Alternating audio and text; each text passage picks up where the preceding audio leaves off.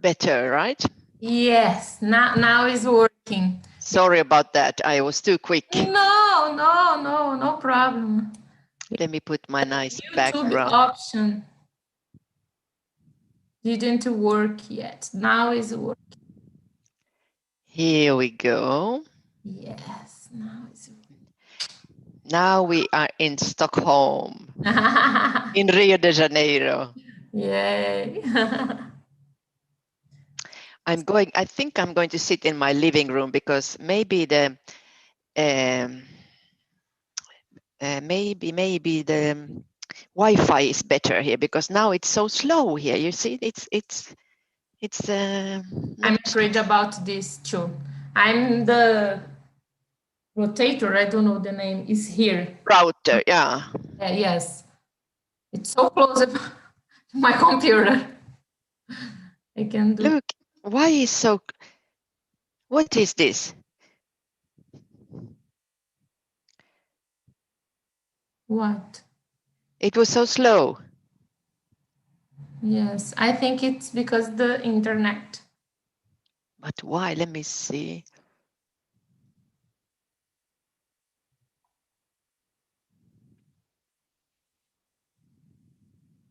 The internet is as it should be.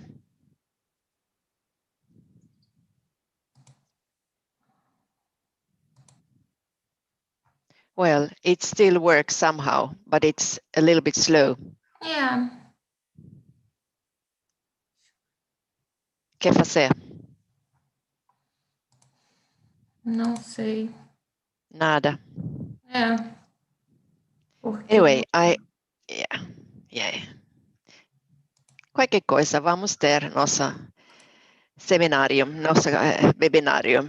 Vou procurar um pouquinho de té, chá e coisas, não? Eu vou comer também rapidinho. Sim, claro, claro.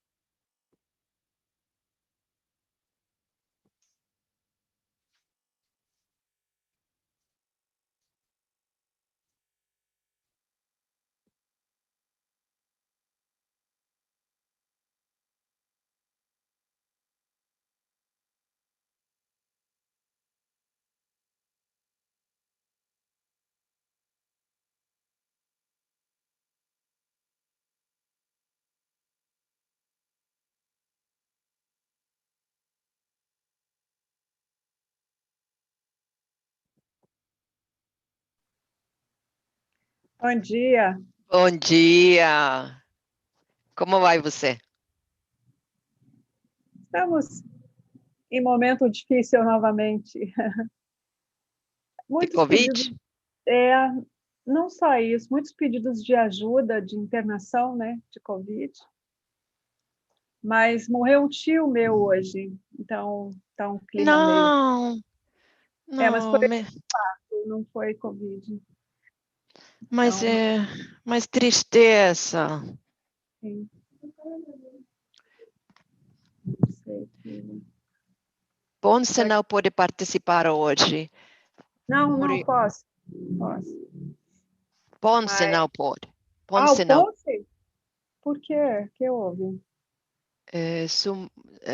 A mãe morreu também. A mãe? Uhum. Poxa. Hoje era a palestra dele, não é amanhã, né? Hoje. Mas no sweat. Voltei. Mas a mãe Caiu. dele está aqui no Rio, é isso? Por quê? Ela morreu de quê? 94 anos. De idade, eu acho. Ele vem para o Brasil? Não sei. Ele vem para o Brasil? Ele. Ele. Nossa. Não, eu não sei que vai ser ele, mas Uhum. não vai poder participar hoje. O Ponce morreu a mãe. Sim, sim. Puxa vida. Sim. Minha mãe, Mas vamos então ele ter... não vai participar, né? Não,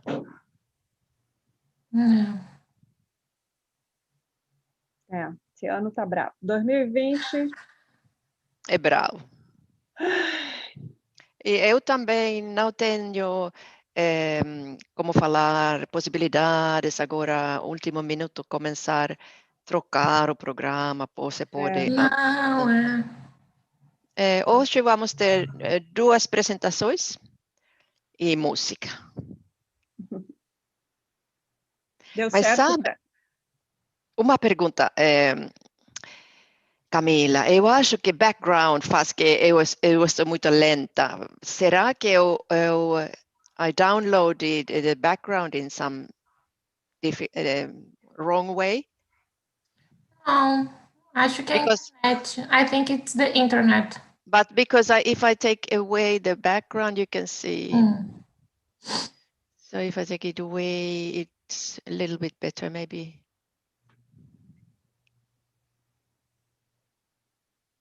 Now it's a little bit better, right? Doesn't change. That's No? Doesn't change. no, it's the same. It's the same. Yeah. It's only me. Yeah, then I put it back because it looks that I'm a little bit slow here. I mean, it's like not,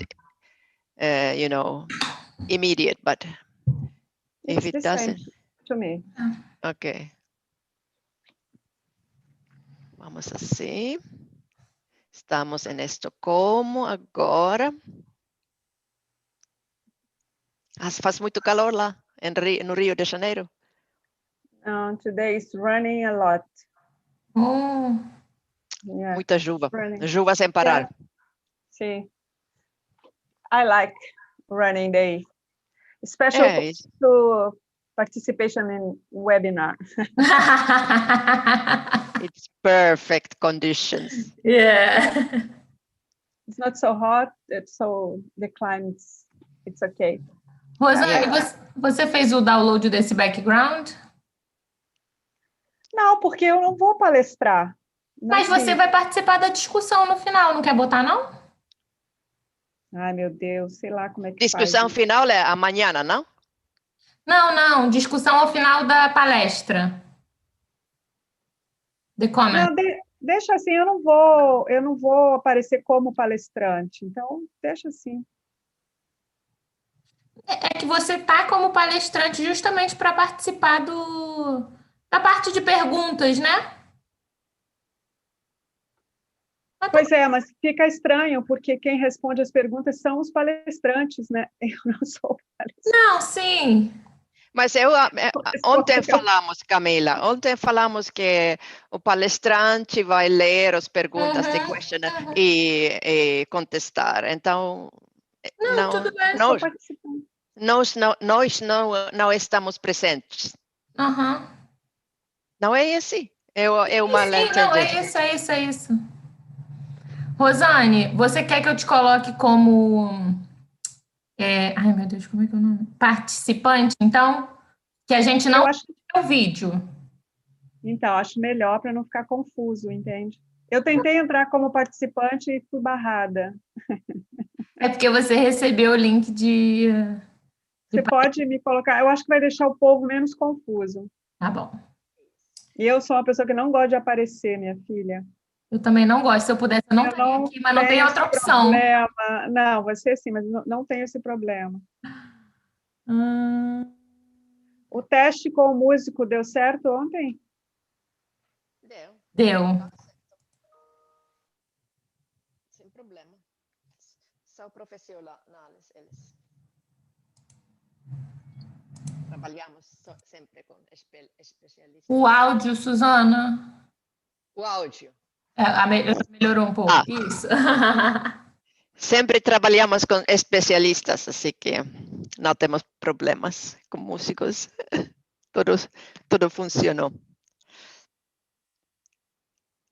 Rosana, você consegue falar? Tem que mexer no microfone. Ok. Pronto.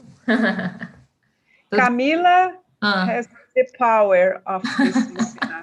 Yes, Camila is the power woman. Yeah. We need that. Shut up, you can speak. Yes. Okay. Camila, you lead the session. Conce.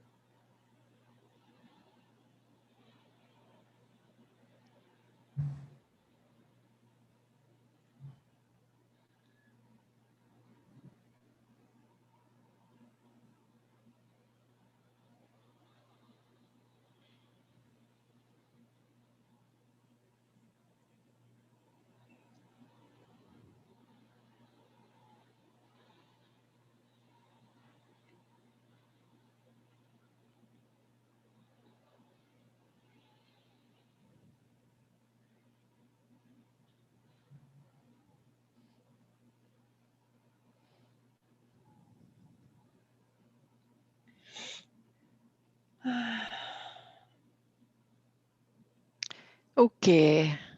Suspiro. Quem foi? Rosane? Rosane. Oh, Como você está, Rosane?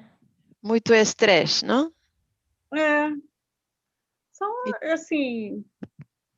Tristeza hoje. Ontem um amigo precisando de vaga, né? Trabalho, não?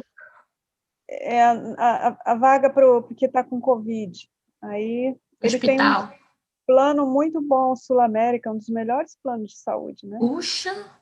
Mas não tem vaga. E aí estava com 50% do pulmão comprometido. Nossa. Então, a gente... Que significa vaga? Que ne precisa financiamento? Não, internação em hospital. Internar no hospital. Internar, tem Covid, Não. precisa internar em hospital? E não tem espaço. Não tem vagas, nem na rede pública, nem na rede privada. Oh, mamma mia. Entramos em colapso novamente no Rio de Janeiro. Então, isso preocupa, difícil. né? É difícil, mas vamos vencer mais uma onda. Tá complicado, mais uma onda. Mais uma É onda. muito complicado isso.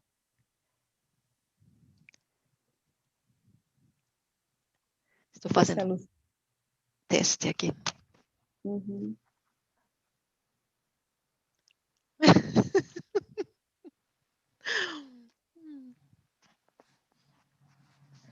Muitas coisas técnicas sobre isso.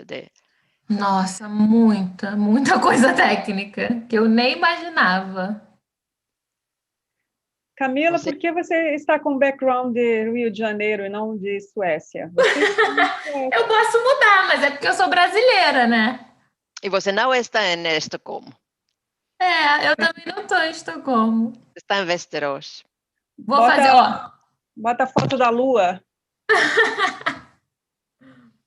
Hoje eu vou ficar com o Rio. Amanhã eu faço de Estocolmo.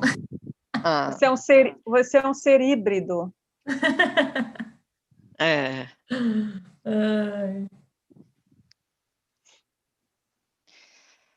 Ai, mamma mia. Está nadando ainda no lago, Suzana? Sim, todos os dias. Vou nadar depois da conferência, depois do workshop.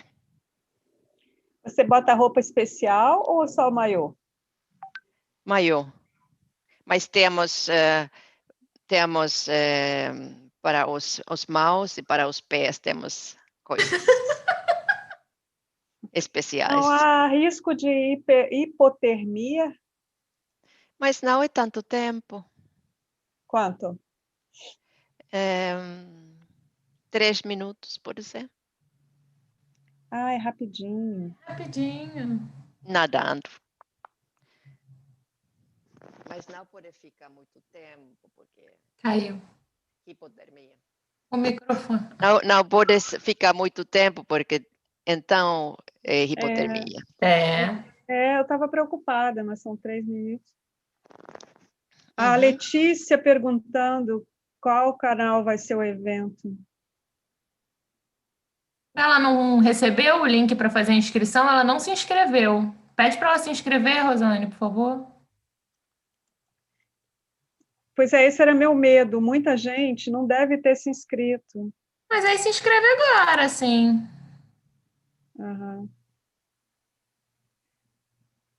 Mas não podemos ter controle sobre isso, sabe? É. A gente não escreve, o que podemos fazer?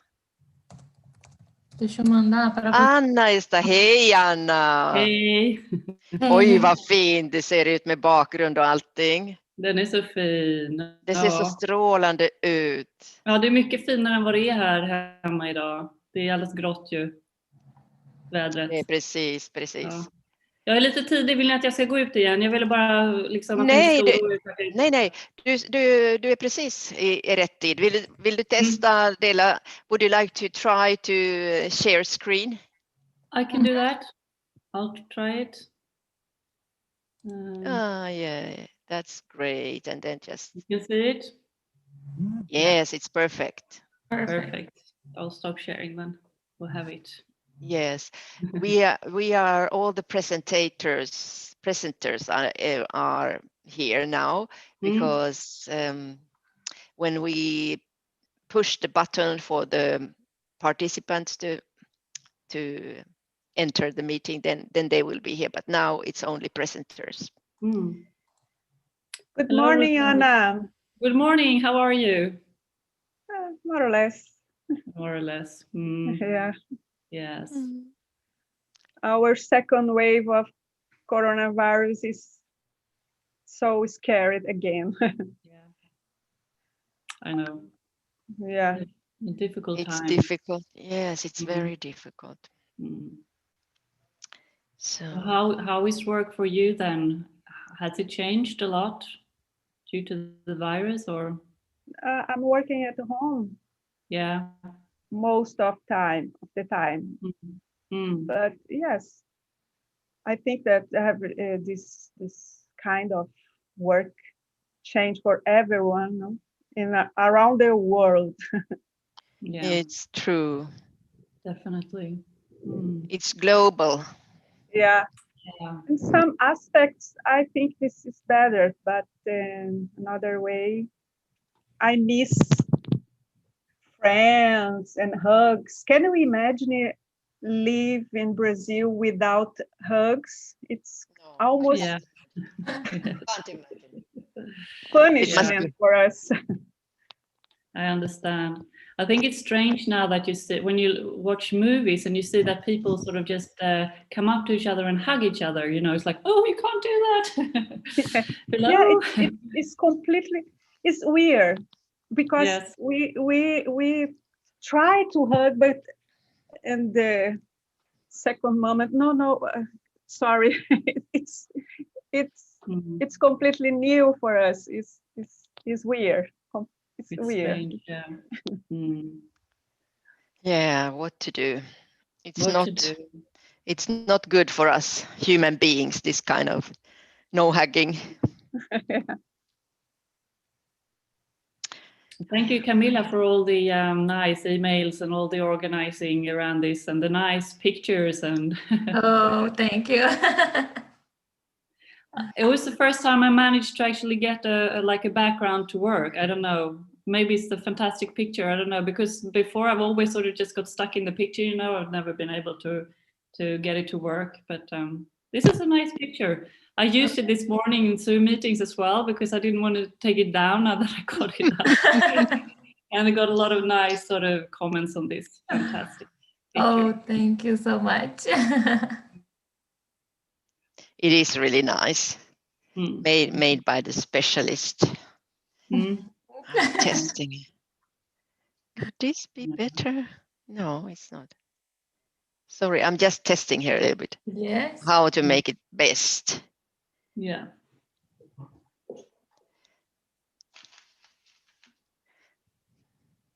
So I shouldn't talk more than perhaps 35 minutes, right? That's wonderful if you can do that. Mm.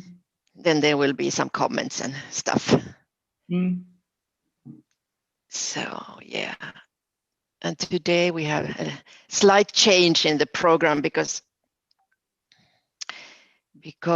Antonio is not. He's not attending. His Okay. mother died, so he's not Oh, feeling too well. oh. Mm. It's not Yeah, nice. many things happen nowadays. So I mean, They do. what I learned from this COVID so far is, I mean, take it as it comes. I mean, if everything isn't according to our expectations, well, let's do it anyway. And I mean, we can't control everything. It would have been nice to be in Rio right now, wouldn't it? Yes. It would have been nice, but yes, like Rosanna said, I mean, there are also some aspects that are actually better, maybe because you don't have to commute to work as much, and things sort of Yes, that's true. some decrease in stress as well. Exactly. But Camilla, are you at the Mälardalens högskola now, or you're in Stockholm or in Rio? No, I'm living in Västerås. You live in Västerås. Yeah, very Yes, nice. Yeah. Really beautiful city. Yes, it's a nice. But now I'm working at home because Corona. Yeah. So I guess Yes, it's difficult when you come to a new place and you don't know as many maybe I've heard at least. I mean, students that start, you know, a university find it quite difficult if they don't have friends already. They get quite isolated. Mhm. Yes. Yeah, that's the problem. Mm. You look very good, Susanna. Yeah, I'm just testing different hides and things. Hi, Lucia. Oh, hi. Yeah. What happened to Ponce? His mother died. Ah, Yeah, it's very sad. ah, Mm. oh, Very sad. she It's was. very She This year was. needs to finish. I can't support anymore. Mm.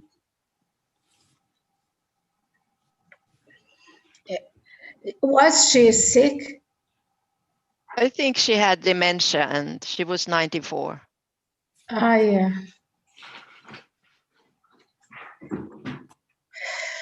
Oh, It's terrible. So sad, yes. Mm.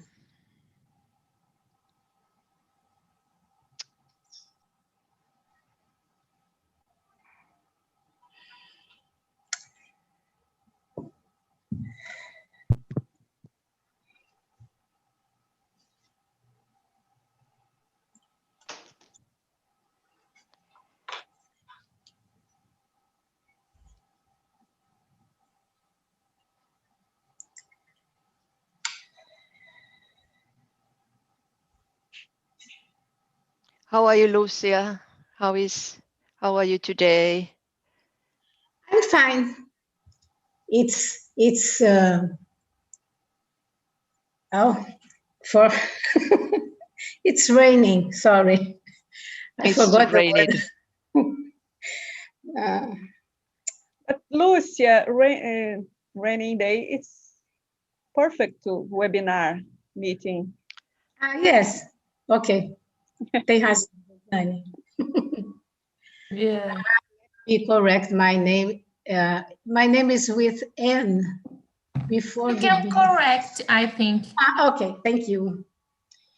But It- I can, it's because I don't know how can I correct your name.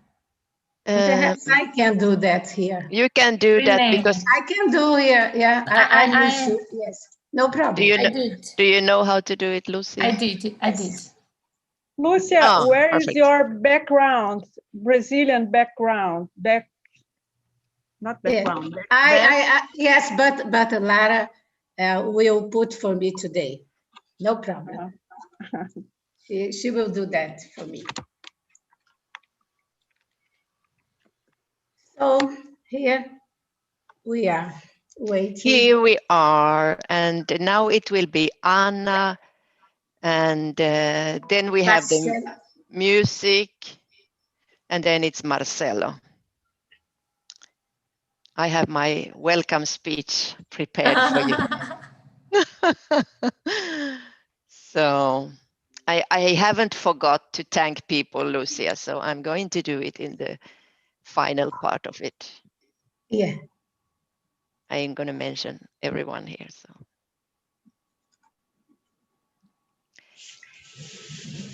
yeah. Did you already participate in a meeting today, Anna? Yes, I've just been in a research group meeting at KI. You know, I'm part of KI as well, so Yes. I have to show up there sometimes.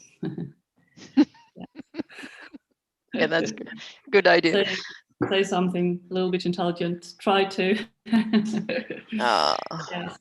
You don't have to And you, try. what have you been doing? Yeah, I was also in a in a meeting with FALF, the Swedish Association for Work-Life Researchers, and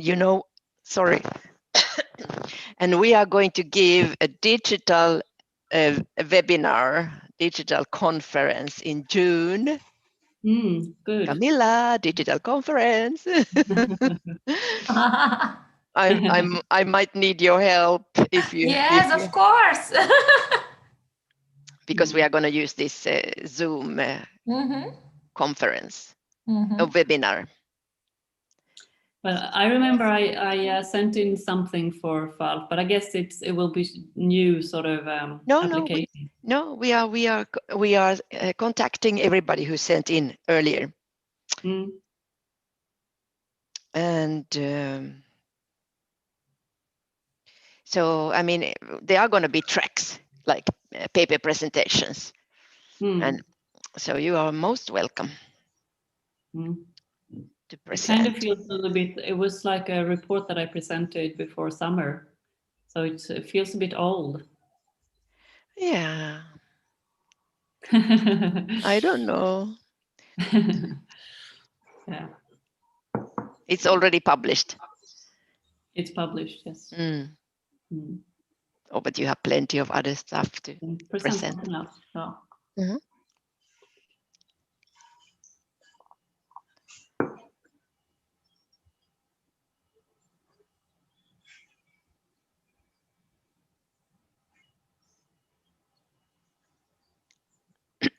How many people are we expecting? You never know with the webinars, do you? No, there are like 50 people at least who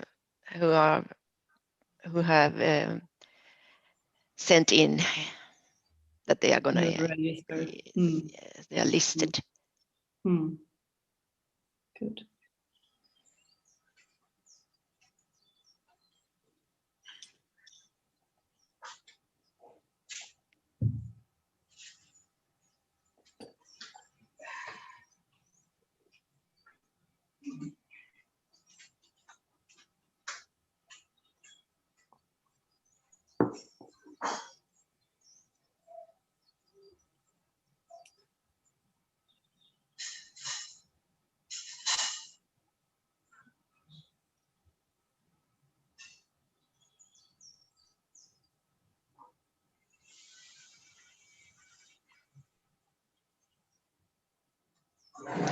You know, I have 15 minutes for the welcoming session.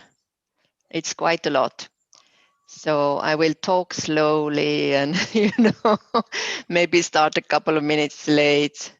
And here we go.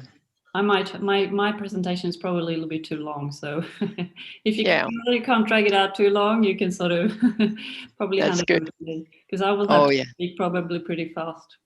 Instead. No, you don't have to be quick at all. No, okay, because we have because Antonio is not here, we have one presenter below. Okay. Exactly. So after you, it's going to be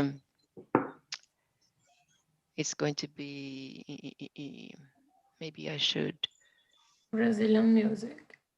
Yeah, I tried to share this screen. Here, can you see the program? So your talk is like 1:15 to 2, and then 2:00 the musicians will start. And they are in Brazil, or are they? Where are they? They are in Rio de Janeiro. Yeah, that's fantastic. That's cool. And then after the music, there is like one presentation which is very interesting. It's by Marcelo Ferreira da Costa Gomes. I just say that we will have Marcelo Gomes from Osvaldo Cruz Foundation. And then Antonio is not presenting. And then after Marcelo Costa Gomes, it's the closing of the first day. And, you know, I haven't even thought what I would say there, but I closed the seminar and you improvise something that everybody's welcome tomorrow, because we have several nice. I can show the tomorrow's program also for the people at the final words at the closing, so people will know the what Swedish music group. So who's a Swedish music group? Yeah, that's a secret. I will tell tomorrow. Wow.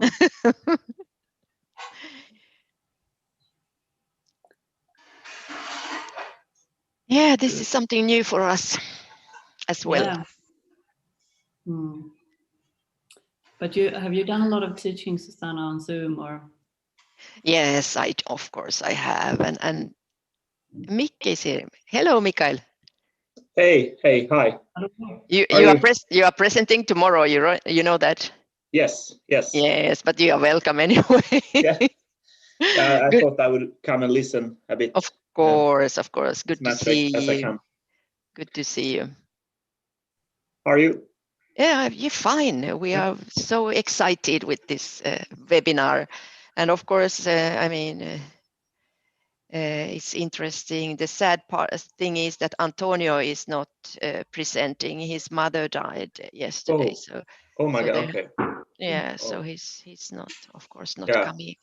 But Was I mean, it unexpected or was it? well, mom was 94. Yeah. So I mean, that's how it goes. Yeah. So how are you gonna? Are we gonna shorten the day or what's the? Yeah, we shortened the day.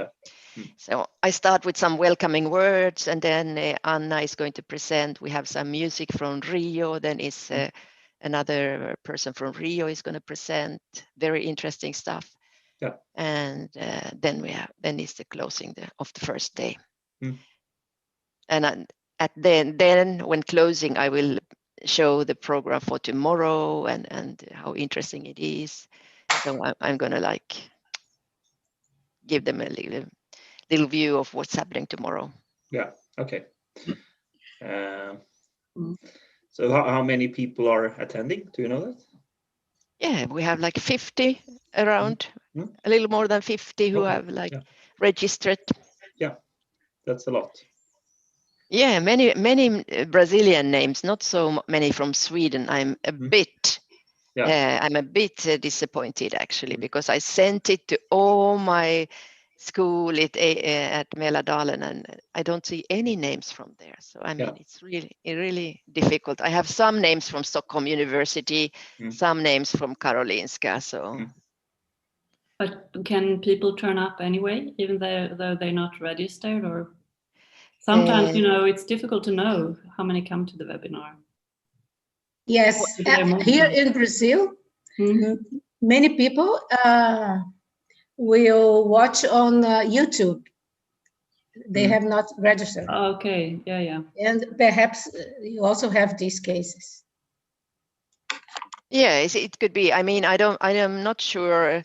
In the card, it says also the YouTube channel is possible, but people usually go to YouTube after the webinar, after the conference. I didn't realize this is also live on YouTube. We are there. We're live. Well. Yeah, it's nice. And it will be there on YouTube forever until we take it away if we want to. Now the pressure is on for the presentations. Yes.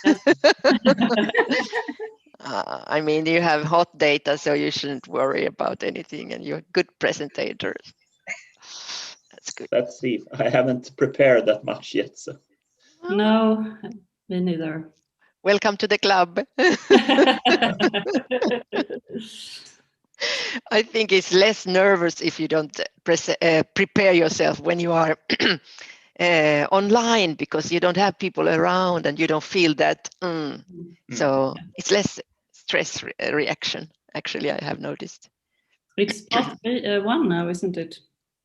It's 1 o'clock now. Camilla, shall we press the button?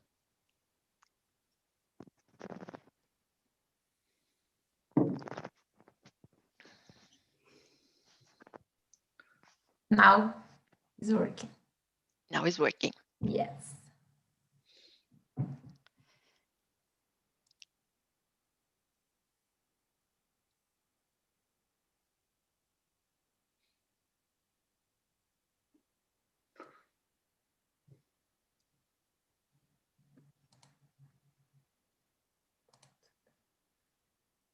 So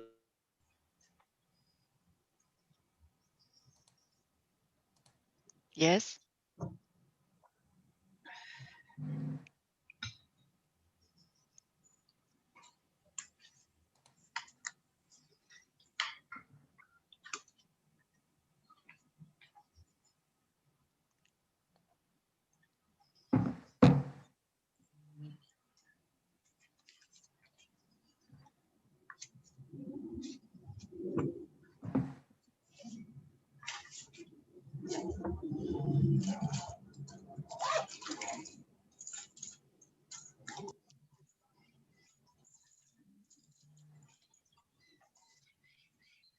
Welcome, Marcelo.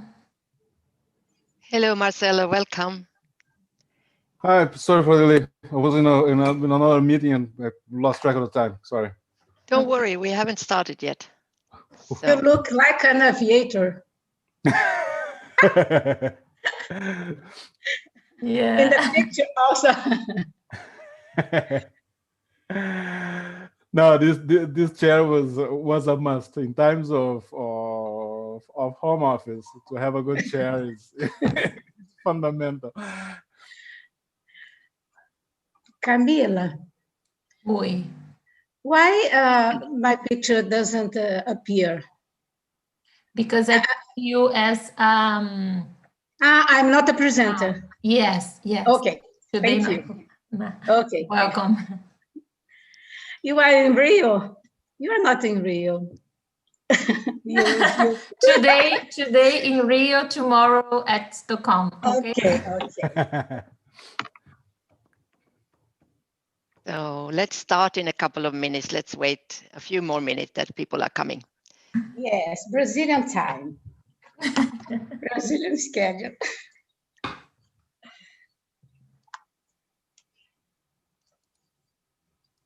Because the traffic jump is terrible in Rio today.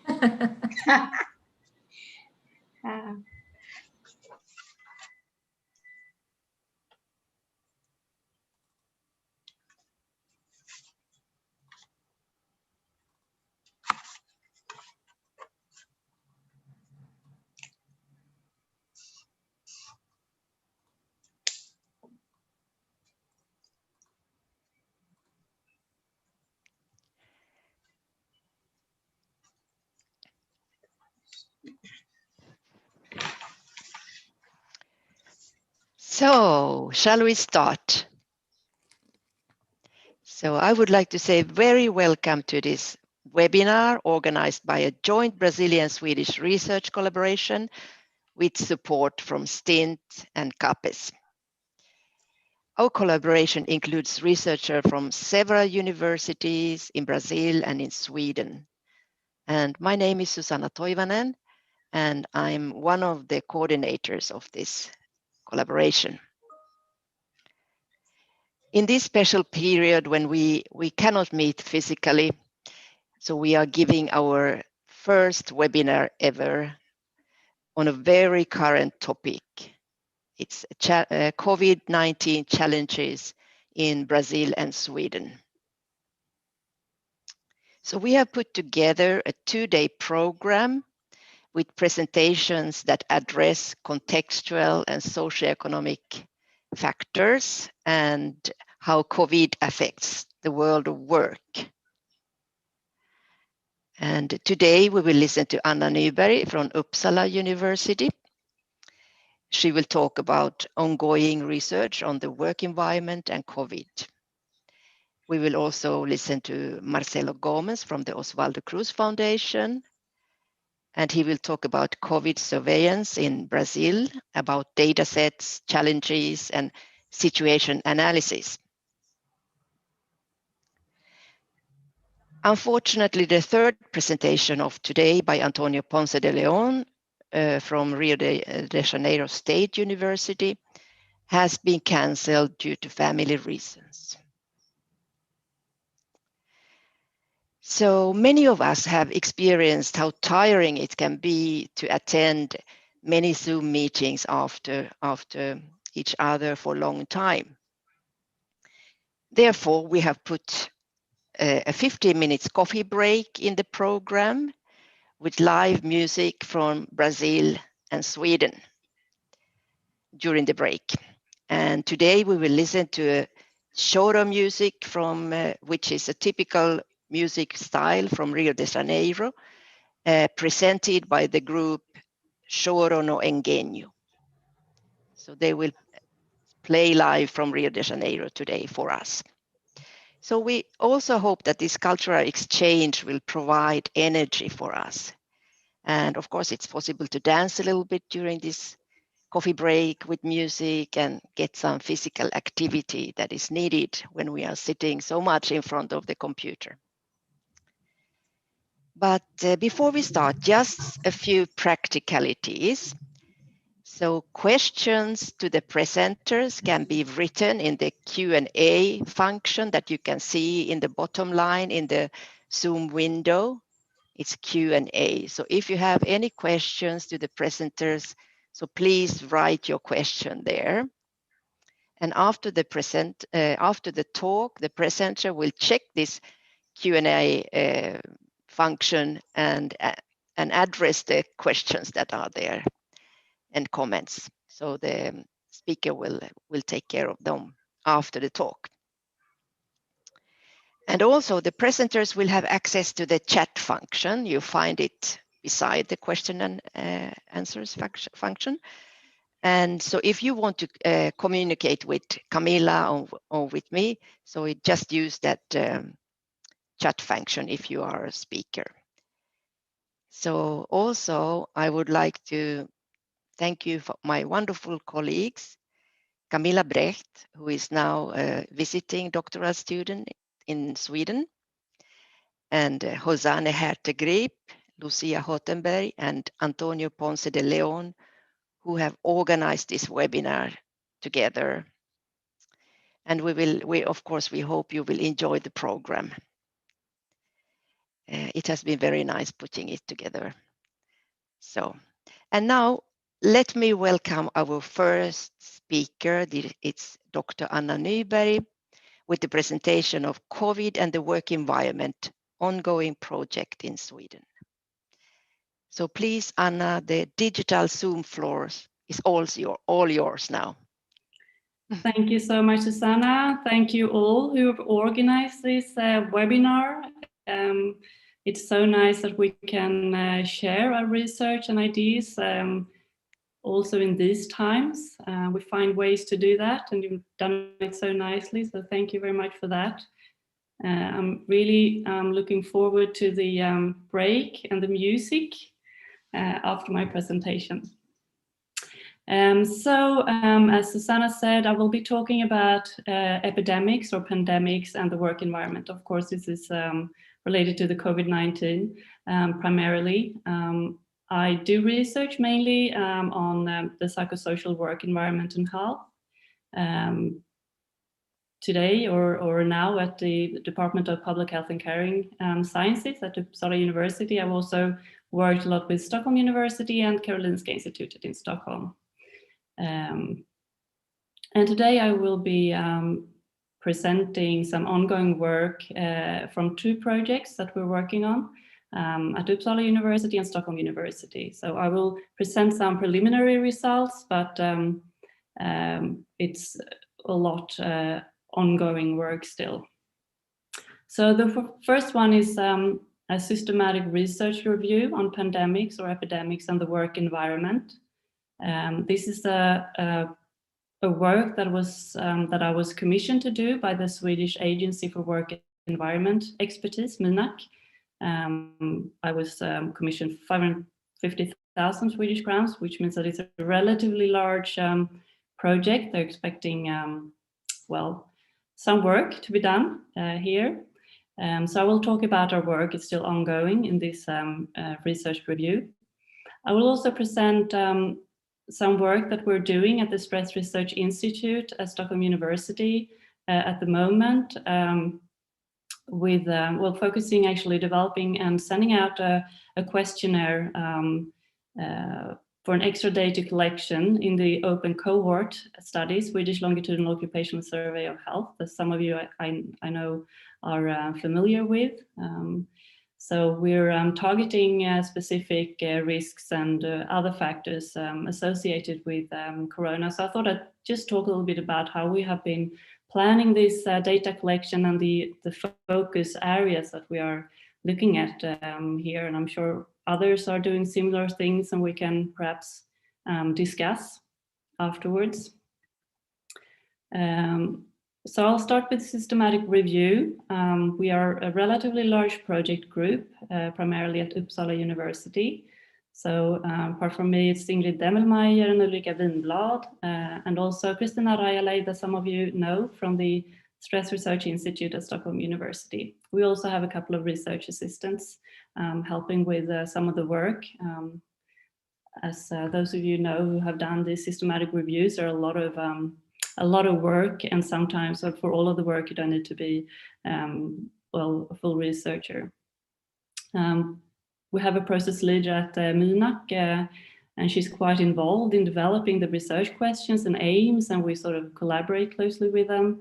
And we will also be having a reference group from the Swedish Work Environment Authority and other authorities and agencies of Sweden to well, to develop this work. That should be actually finished a year from now, basically. So we're still rather early still in the process.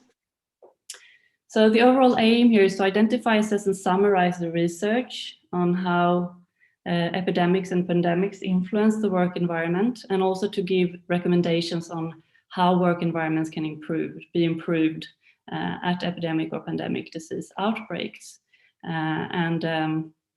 These recommendations could include the individual, organizational, and political levels. And we have developed from these larger aims that sort of were given us to some extent, we have developed more specific research questions, which are as follows. So during an epidemic or pandemic, how is the work environment in organizations affected? And what are the associations between work environment factors and health? And what effects do interventions to prevent ill health or improve health have in the short and long term? And we're also interested in looking at to what extent there are differences between labor market sectors, industries, occupations, genders, and etc. So these are important figures to report as well. So these are just clarifying the research questions. So the first one is basically looking at, well, when an epidemic or pandemic occurs, how does that change the work environment? So here, of course, you would like to have data before the epidemic occur, and then after to see how it actually changed. Whereas the second and third research questions are more related to once we're actually in the epidemic or pandemic, what is the association between the work environment and health, and how do interventions change these associations or the health of the employees? And as those of you know who have conducted systematic research reviews know, there are several steps to go through in this process, the methodology. First, of course, you need to define the aims and research questions. You develop a search strategy, which is not completely uncomplicated, so you need support from information specialists at the university libraries. You should preferably register a protocol in, for example, Prospero. That means that you describe all these steps that are outlined here and how you're going to perform the different steps, so that you don't sort of change it along the way. So you have to really think things through before you register your protocol, and also before you take the next step in the process. So you usually get help then from the librarians to actually conduct the search in different databases that you have then specified. And then there's this quite big, heavy work of selecting articles according to inclusion and exclusion criteria. And for this, there are software tools developed that you can use that really facilitate this work. For example, we have Ryan, which is free, and then we have Covidence, which is used by Cochrane, among others, which costs a little bit, but these actually really facilitate the process. And then there's the data extraction, which actually means that you create a systematic overview of the core data in your articles. You have the quality assessment of the articles, which is usually done according to appropriate quality assessment tool. And this is, of course, difficult to choose before you know something about what your research looks like. you synthesize the results. And usually also you need to update this search to do step 5 to 8 for new articles. So we did our search in October, so I think in January or February we'll need to update it for new articles. And in this field, we suspect that a lot of new articles will have come out.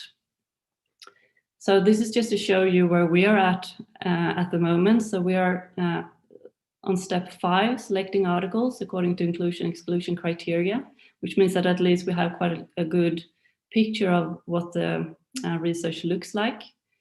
We have not yet registered our protocol. We are about to do that. In the process of doing that, we find it quite difficult to do that before we have an idea of the research, what it looks like, so we know what tool we want to use and so on, what data we want to extract. It's difficult to, if you're in a new research field, I think, to be able to list that in a protocol. So of course you have to have a search strategy, and that's usually done then according to the PICO acronym. So you need to define your patient or your population. You need to define your intervention, your control, your outcome. Also you can list study type and time frame. For example, you might want to, as study type, only look at randomized controlled trials, and you might want to look at literature only from a certain date or so. So the ones involved are the ones that we have defined. You don't have to define them all in your search. So we have, for population, we're looking only at the working population. Our intervention is, the same as exposure here. So it's an epidemic or pandemic, and the outcome is the work environment. So this is basically, or primarily correct when you look at our first research question, but given how the search strategy then is done, it works for all of them. So this is an example then how you do your, or this is how we have listed our search in PubMed. So this is our search for search string for working population. And here's the one then for coronavirus. So we have not only, as you can see, only COVID-19, but also other coronaviruses.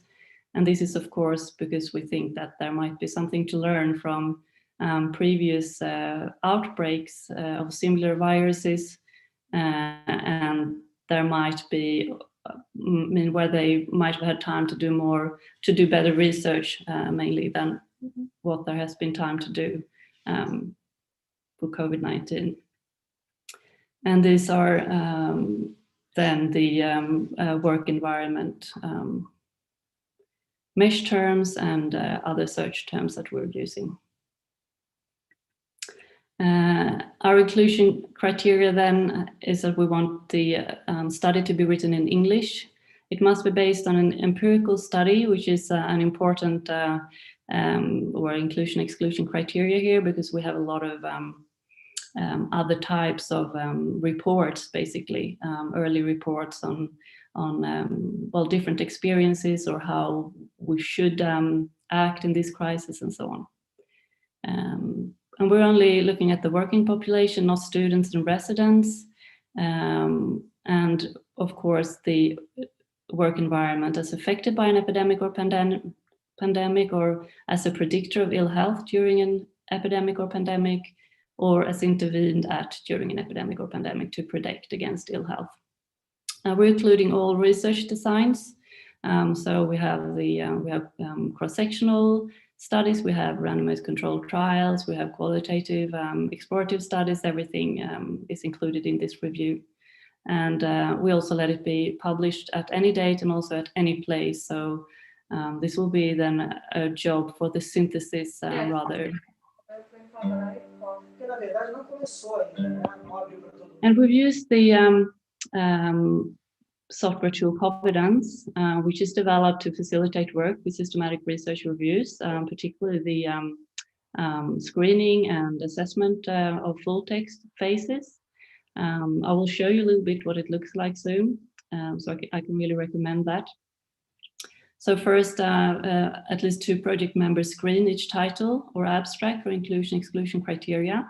You can select yes, no, or maybe. And if you select yes or maybe, then it will be moved forward into the next phase of the review, which is the assessment of full text.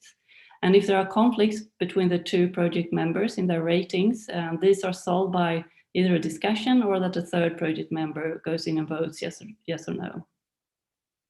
And then the same thing in the assessment of full text. We have two project members assess each full text in relation to exclusion or inclusion criteria. And then you can press, you can choose include or exclude. And for exclude, you choose the reasons why in this phase. And also we resolve conflicts by discussion mostly. So this is what our review, or this is the Prisma flowchart that you always have to report when you do systematic reviews. So this is what it looked like last Friday. So I think we've worked a little bit over the weekend. But then, as you see, we had a bit over 4,000 studies imported. So this was the our search result. And the program removes duplicates automatically. And this is how many we've screened for abstract and title. And most of them we've found irrelevant. And so far then we've done 58 full text studies we've assessed them for eligibility, out of which 33 have been excluded. And here you can see the reasons. Most of them were not an empirical study. Some were not in English or Swedish, and one work environment was not included as we thought it was, and it was wrong population. So, and then you see here 25 studies included. At the moment, we're actually also including systematic reviews because that's the way to, well, to check if we missed original studies and so on. So probably out of these 25, I don't think there's probably not more than 15 perhaps that are actually original studies. And this is what the program looks like. So here you see that we have done the title and abstract screening. They're all done. Here the 58 studies in the full text review have been screened then by two voters, and they voted the same, either include or exclude. We see here that there are 7 where there's a conflict. One thinks include and the other exclude. And then here, these have got 1 vote, these articles. And then you can press here to resolve conflicts. You press here, you see all the articles. The articles come up where we voted differently. And then what we have done is that we have a Zoom meeting and we look at the article together and decide whether it should be included or excluded. Yeah. And this is what it looks like then when you get your an article to screen the full text of. So you see you can press the view abstract here and you'll get the abstract. You can add the full text here if you want. You can add a note and say, I'm not sure about this study. It's for some reason or so. And you can also move this back to the previous stage, the screening stage. And we've done that quite a lot because we had the 2 research assistants doing some of the screening, and we found that, we instructed them to actually let through more if they were unsure. But that's meant also that we've been able to move back to screen. They shouldn't have been moved on to this phase at all. And then you get all the Prisma flowchart correct. So that's good. And if you press here exclude, you'll get all the options listed here, and you can press your option why it should be excluded. So our next step now is, to register a protocol once we have decided all the steps, and of course extract data, do the quality assessment and the synthesis. So this is we still have a lot of work ahead of us. So we're thinking of doing the, we have this mixed methods appraisal tool, MMAT, recommended to us for when you do these kind of pretty complex systematic reviews that that include a lot of different types of studies, both qualitative and quantitative and so on. So that's probably what we will be using. And the synthesis, of course, will not be a meta-analysis, though the research field is not there at all. So we'll probably just summarize somehow, we're not sure really how, but it will be structured around setting like healthcare, non-healthcare, or part of the world, type of work environment, and research questions probably. And I thought I'd give you some impressions then. I mean, we have been through a lot. I've checked this with my collaborators as well, and we agree on that this is probably what we see in this literature. One very, I mean, the first one that sticks out is that it's a clear dominance of research in the healthcare setting. So that's where we'll have the most data, definitely. Most studies investigate mental ill health among healthcare workers and include, I mean, some of them, I mean, a lot of them actually only focus on the health of the healthcare workers. We don't include those articles. We include various exposures, those who have exposures in the work environment as well. Most common is psychosocial exposures, but there's also these quite a few studies on personal protective equipment. There are quite a lot of exploratory qualitative studies in the healthcare settings in which employees describe their work environment and their well-being and health. And for what concerns the first research question, where we want to see actually how the work environment has changed due to the pandemic or epidemic, COVID-19 in this case. Some studies have compared the workload in spring 2020 with workload in the same hospital unit or ward in spring 2019. So this is often in wards that are not affected or do not take care of COVID-19 patients. So they've often seen a decrease in patients coming into their hospital or their ward. So of course we'll see at this stage anyway, there's mostly cross-sectional studies. We'll see, I mean, at the when we do the update in January, February, if we see more longitudinal or prospective studies. But at this stage, it's definitely mostly cross-sectional studies for COVID-19, of course.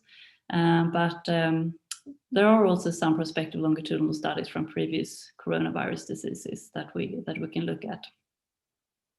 And there are some evaluations of interventions to mitigate the negative mental health effect of work with COVID-19, or again, mainly among healthcare workers, such as psychological support interventions and things like that. We also see some randomized controlled trials of effects of different forms of personal protective equipment on catching the disease, for example.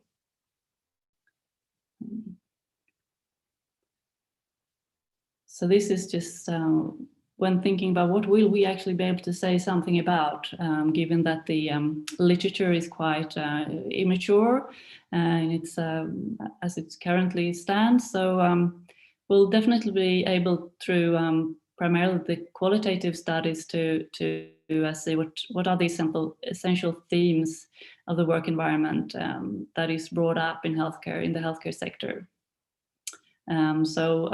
Several themes are that we see is how prepared was the ward for this kind of disease? What is the knowledge about the disease? How is knowledge spread in the units? Workload, of course, working hours, access to personal protective equipment, and also injuries related to these protective equipments. Worry of getting infected and taking the disease home to family members is quite common. And also stigma. A lot of people experience stigma related to work in the healthcare sector with these patients, that people avoid them and so on. We'll probably say something about the associations between some work environment factors and self-reported measures of mental health among healthcare workers in COVID-19 healthcare, because we have quite a lot of these studies. That's probably the most common study that we see. We might be able to say something about transition to distance work in the educational sector. So we have some studies looking at that. But apart from that, it's still quite a lot of different types of studies, and probably different to, or difficult to make firm conclusions about things. So these are some preliminary limitations that we discussed, that we see in this literature. So, for example, for the first research question, how is the work environment in organizations affected? So we have, in many cases, very little data before the outbreak to compare with. So most of them are, most of these studies are then relying on retrospective, qualitative and quantitative data on changes. So, which is perhaps good enough, but not perfect, of course. And what are the associations between work environment factors and health? So here we see definitely cross-sectional data with all the limitations that has, self-reported data, and mainly almost only from the healthcare industry. So this will be difficult to generalize to any other industry, I would say. And to look at the third research question, then, what effects do interventions to prevent ill health, to prevent ill health or improve health have in the short and long term? So there are such studies, but of course there are few replications of the same or similar methods. So we will be able to give only very preliminary results. I think for this wish to sort of describe how things have hit different sectors, industry, occupations, and so on, we can probably say something about that, particularly regarding different wards and different occupations in healthcare, perhaps genders as well. So it's quite common to see that, well, for example, nurses are hit harder than doctors, for example. But as I said previously, in many of these studies, healthcare professionals describe how they've handled the transition to work with COVID-19 patients. This, of course, very valuable experiences that they're sharing, but because they're not empirical studies, we have not included them in this review. So I think this is what I will be saying about this research review. And if you have questions or comments and anything you want to discuss, we'll leave that for later. And I will go on to talk a little bit about this extra data collection that we're doing in this Swedish Longitudinal Occupational Survey of Health that is focusing specifically on the coronavirus or the COVID-19 virus. So I know some of you are quite familiar with this cohort, but for those of you who are not, this is a cohort that was initiated at the Stress Research Institute at Stockholm University in 2006, so quite a while ago now. It's an open cohort, so it's built on the responders to the Swedish Work Environment Surveys that is done in Sweden every second year. It's repeated cross-sectional studies, and we are then asking them to take part of this cohort, and we follow them every second year. And they, of course, represent the Swedish working population at some stage. Then, of course, we have dropout, so it's not perfectly representative, the Swedish working population anymore, but yeah. So today we have data collected from spring 2006 until spring 2020. So we actually had a data collection in the regular data collection that we always do in SLOSH in spring, in the middle of the first wave of the pandemic in Sweden. But of course, we had not prepared to ask questions specific for the COVID-19 virus then. So we decided that we would complement with questions for some of these cohorts. So these are also linked to several Swedish national registers, so giving quite good data to work with.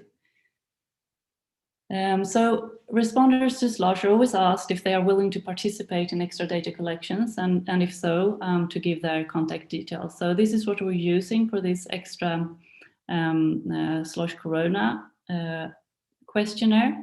So these respondents, which is approximately 8,000 individuals from SLOSH 2020 are now being contacted with requests to participate in SLOSH Corona, or have been. And we will soon send out this questionnaire. The plan was originally that we would send it before summer, but it was not as easy to get this done quickly. We had ethical and legal issues that took time, and other administrative issues just to get the questionnaire going.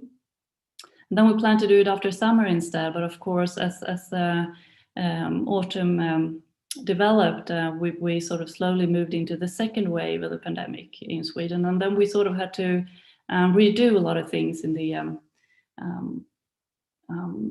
questionnaire and change questions and so on.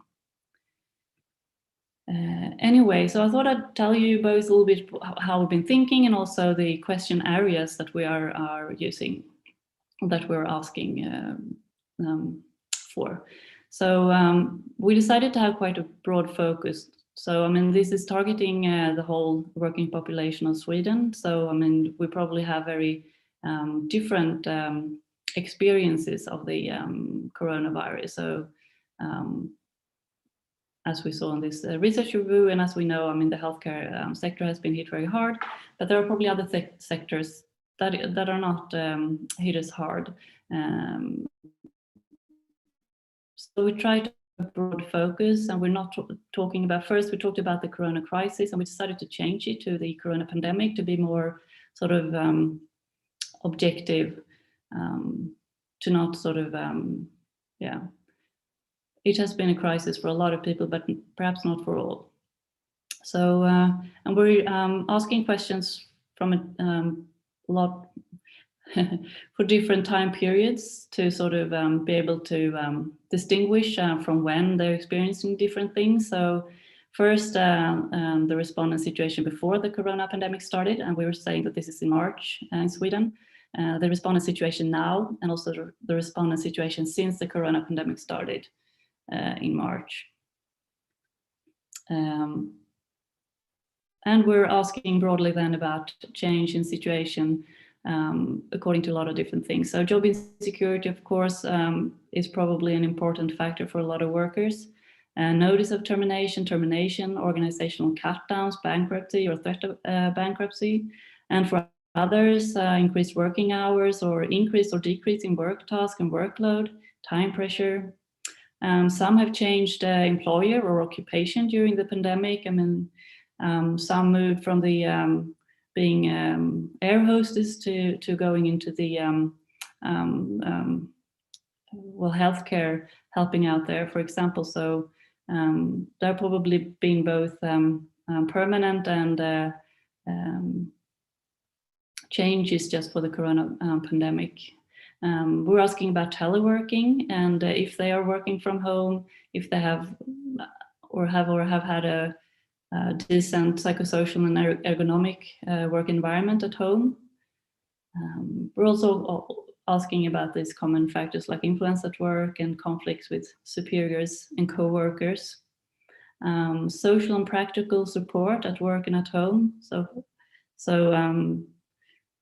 asking if you have someone to confine in your private life, and also if you have someone to help you out with practical things if you need, like, for example, going shopping and things like that if you're in a risk group. We're asking about exposure to physical, psychological, or sexual gender-based violence at home and at work, working at home. So we usually ask this from a work perspective, but since there are reports that the violence at home have increased during the pandemic, we're asking this here as well. Work personal life interference, which we suspect may have well, improved for some, but worsened for others. And we're also asking about time use, like commute to work, household work, and so on. So, of course, a lot of people have decreased things like commuting to work, decreased time for that. And we're asking specifically then regarding employees working with people patients, students, clients, if they work or have worked in an environment with extensive spread of COVID-19, and if so, if they have or have had adequate personal protective equipment. Let's see. Change in lifestyle or risk factors since corona pandemic started, changing alcohol consumption, physical activity, economy, where it's likely that we see some changes in the working population. We're asking about negative life events, severe disease or death of family member or the like, as a risk factor. We're asking if the respondent has had COVID-19, and if so, if he or she was hospitalized. Also, if the respondent worries about the health of or well-being of him or herself or of family members. And also respondents' current symptoms of depression and anxiety, and also to what extent they have been on sickness absence and sickness presenteeism since the start of the corona pandemic. And those were the areas, and we're planning to follow this up again next year with similar questions. So we'll see when, perhaps before summer or just after summer. As I said previously, we have data here on these respondents from previous waves and also hopefully coming slosh waves. So this gives us an opportunity to also look at changes from the regular slosh data waves. And we are linking this to register data on everything from sickness absence to prescribed medication and all other different kinds of stuff, death registers and so on. So it's quite a rich data, and we are of course very open for collaboration. It's not super easy to hand out data to other countries, given the legal restrictions, but within Sweden, it's perfectly fine to apply for data and to use this data. So if you want to do that, you can contact me. And thank you so much. This is my presentation now, and I'm happy to answer questions, or if there's anything someone wants to discuss or so on. Thank you very much, Anna, for a very interesting presentation and two interesting topics, the systematic review and what you are doing in this slosh data. It was very nice to get to know this. So now you could check the question and answer function, and you could see, can you see those? So I need to stop share then, I guess. Yeah, you can stop sharing, and then you can just click on the question and answer function. Yes, so Lucia, it is really essential to understand how work is affected by pandemic. Unfortunately, humanity is likely to face new epidemic pandemic. Your results can subsidize future actions in work environments, especially healthcare settings. Yes, that's of course what we're hoping to contribute with, and I think the MINAC, who commissioned us to do this is of course their what they want to achieve, and they're also proudly talking about this, and our sort of minister for working life is talking proudly about this, and we really hope that we will be able to do something. Of course, as you see, the literature is still quite limited, but we hope to be able to contribute. And Lucia, again, do you think it would be possible to carry out comparisons of work environment between COVID waves 1 and 2? It seems workers are less worried. They know the disease much better, but at the same time, they're more tired. Yeah. So this is, I think this is very, very important and interesting. And I mean, now we're talking about the new normal in healthcare. People think we probably never really come back to what it was beforehand. So, I mean, in our data, we can do that to a limited extent because we, as I said, we have the slosh, regular slosh data collection in spring, but then we did not ask all these more COVID-specific and relevant questions. But for some things like, for example, time use and time pressure and all those very common work environment factors we can compare. And also, of course, anxiety levels, depression levels. But I mean, this will be very important, I think, to follow up, as you say, also in healthcare. And I'm sure, looking at the literature, that some will do that. And maybe, Lucia, you're also doing that at the moment, looking at healthcare. It's, of course, very, very important. Yes, we have time for more. Thank you, Anna, for answering. Perfect. We have time for more questions, so please continue writing in the Q&A function so we can have some more questions for Anna.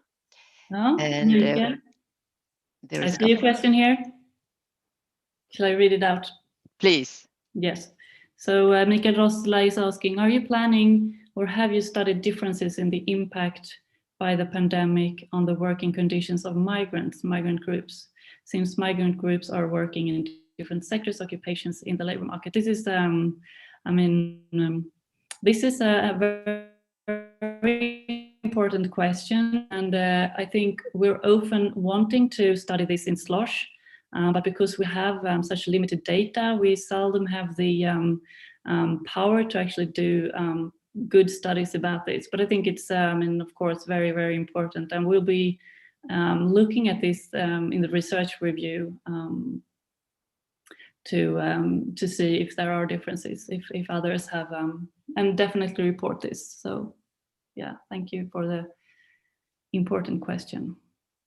So while there are more questions coming, I could state a couple of questions to you, Anna. And first of all, this report to the Swedish authority Mynak is very important summary and systematic review, and find it very interesting because you have both quantitative and qualitative data. So it's going to be like summarizing these two types of research in proper ways. So that's also a challenge and makes it complex. Definitely, yeah. But I was wondering, are the results going to be in Swedish, or are you going to make some summary in Swedish? I mean, this is a topic that is so important and interesting for globally. So I wonder how you are going to report.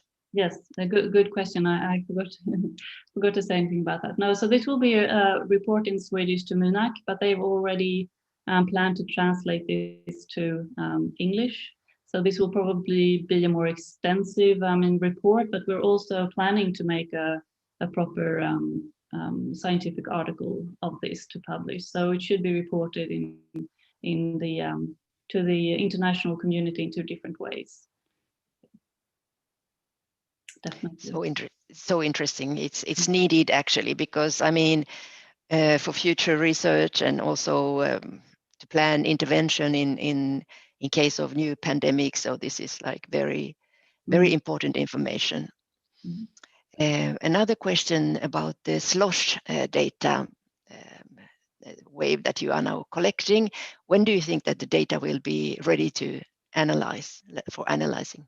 Yes, so we'll probably, I mean, it's going out now if it hasn't gone out already. So it will, probably, I think January, February, give people that opportunity to answer.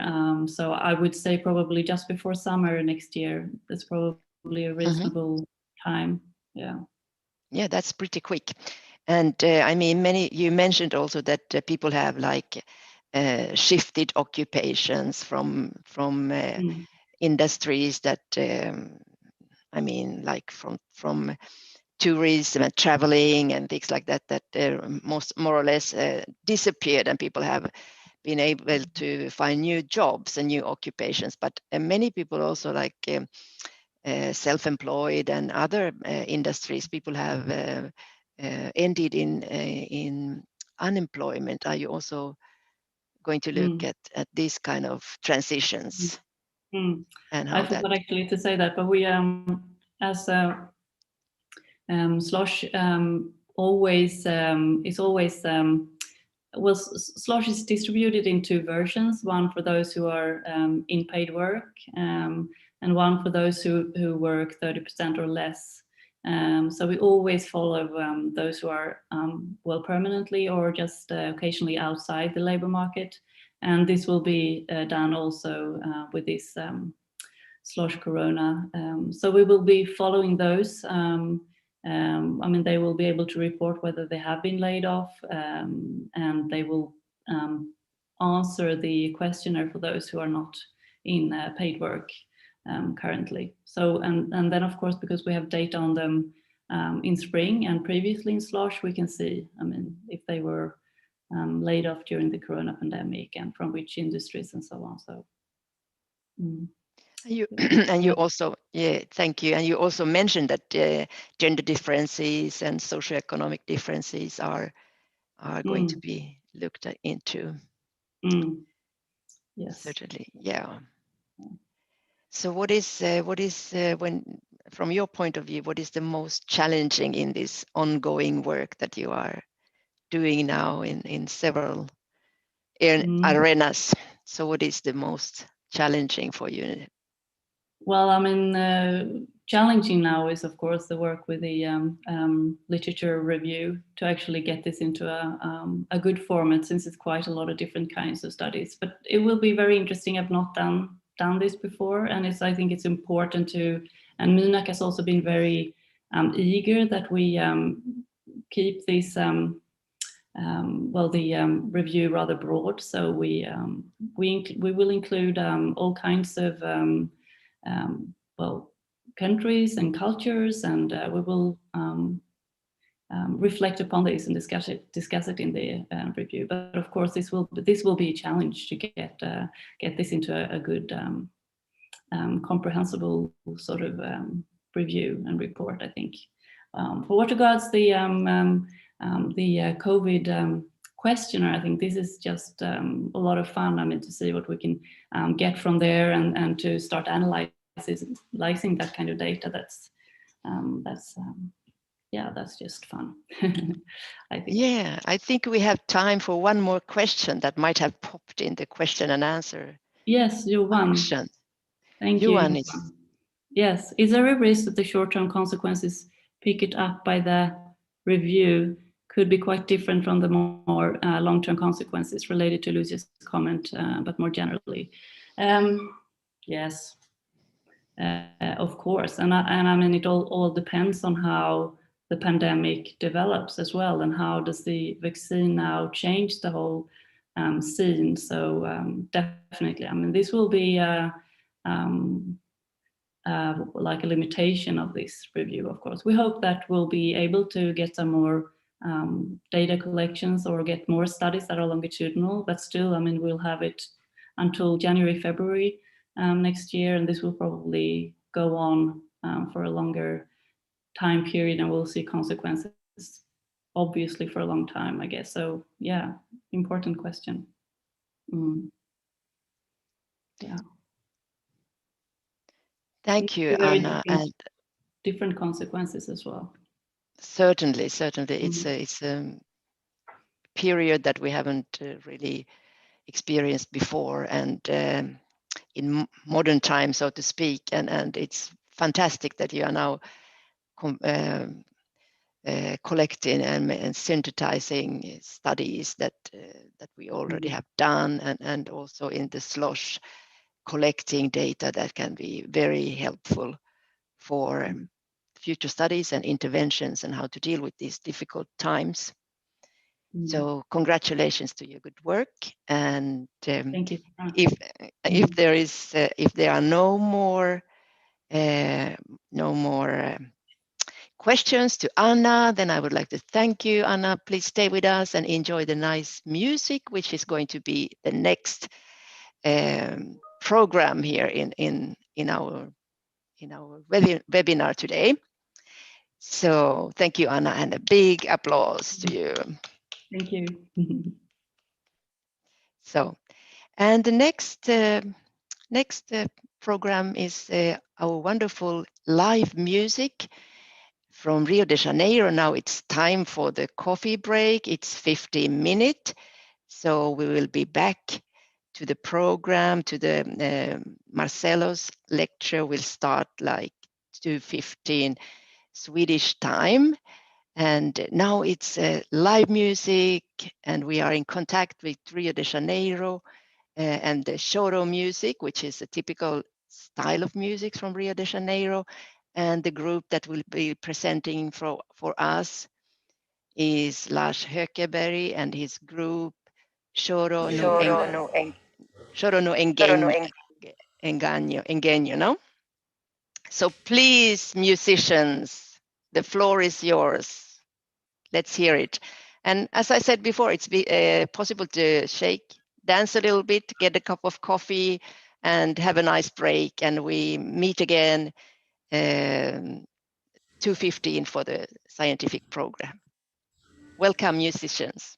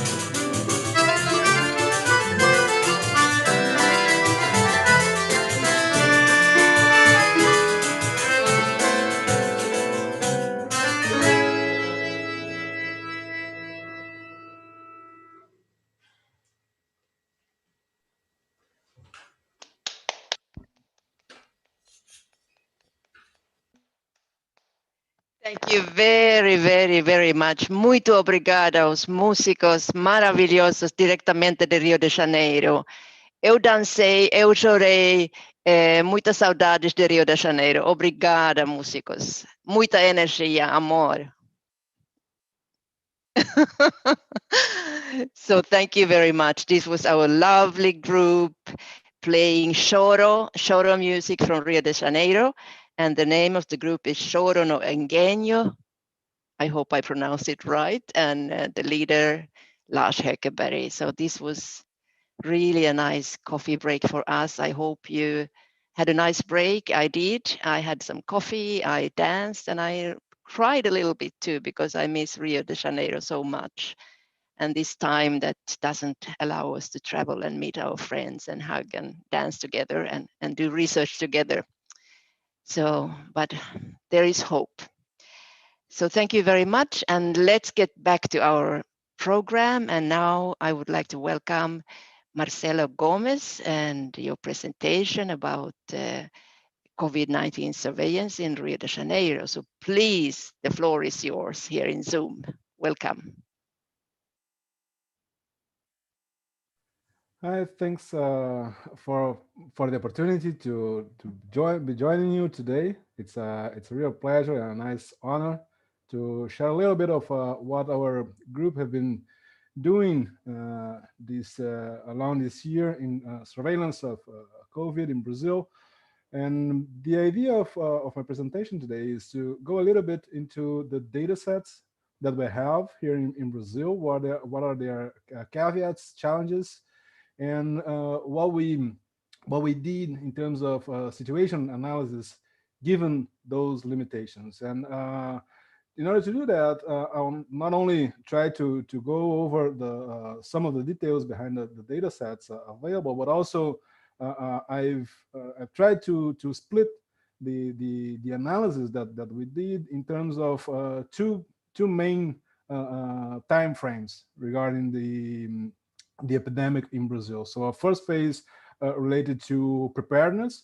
So some scenarios analysis in terms of preparation, what we thought would be useful in terms of providing analytical methods and scenario analysis to help base what we thought would be important in terms of preparation for a good response. And then after the disease was already installed, let's say, in the country, what we have been doing since then in terms of weekly updates of the situation all over the country. Okay, so as said, my name is Marcelo Gomez. I'm a public health researcher at Fiocruz, and I work in a group dedicated to analytical methods in epidemiological surveillance. So first of all, let me go over a little bit in terms of general characteristics of COVID. And so the idea now, of course, first of all, let's start in the beginning. I'm pretty sure most of you are already familiar, but it's so interesting to go a little bit in some of the details behind how this particular pandemic managed to have the impact that it's been showing so far, and how we can compare this a little bit with previous and recent respiratory outbreaks. So although the first case is still up for debate, in terms of officially notified case, we have December 2019 in China as a starting point. And so far, the predominant hypothesis is that it was due to an interspecific jump, having pangolin as a possible link, probably between bats and humans. And of course, if you're familiar with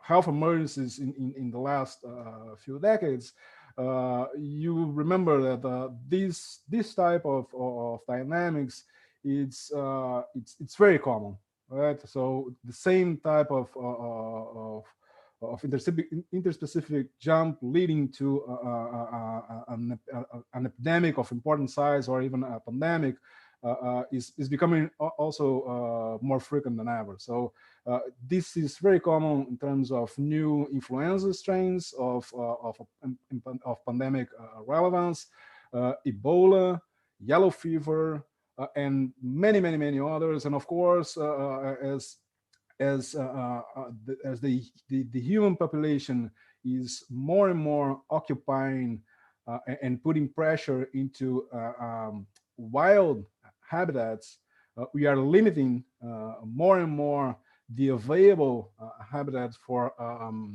wildlife. And this, as a consequence, puts an important biological pressure that not only is, make those species more vulnerable to diseases, but also we are expanding our frontier between human settlements and wildlife, making also more frequent to have this type of interaction between wildlife and human population that allows for this type of jumps, right?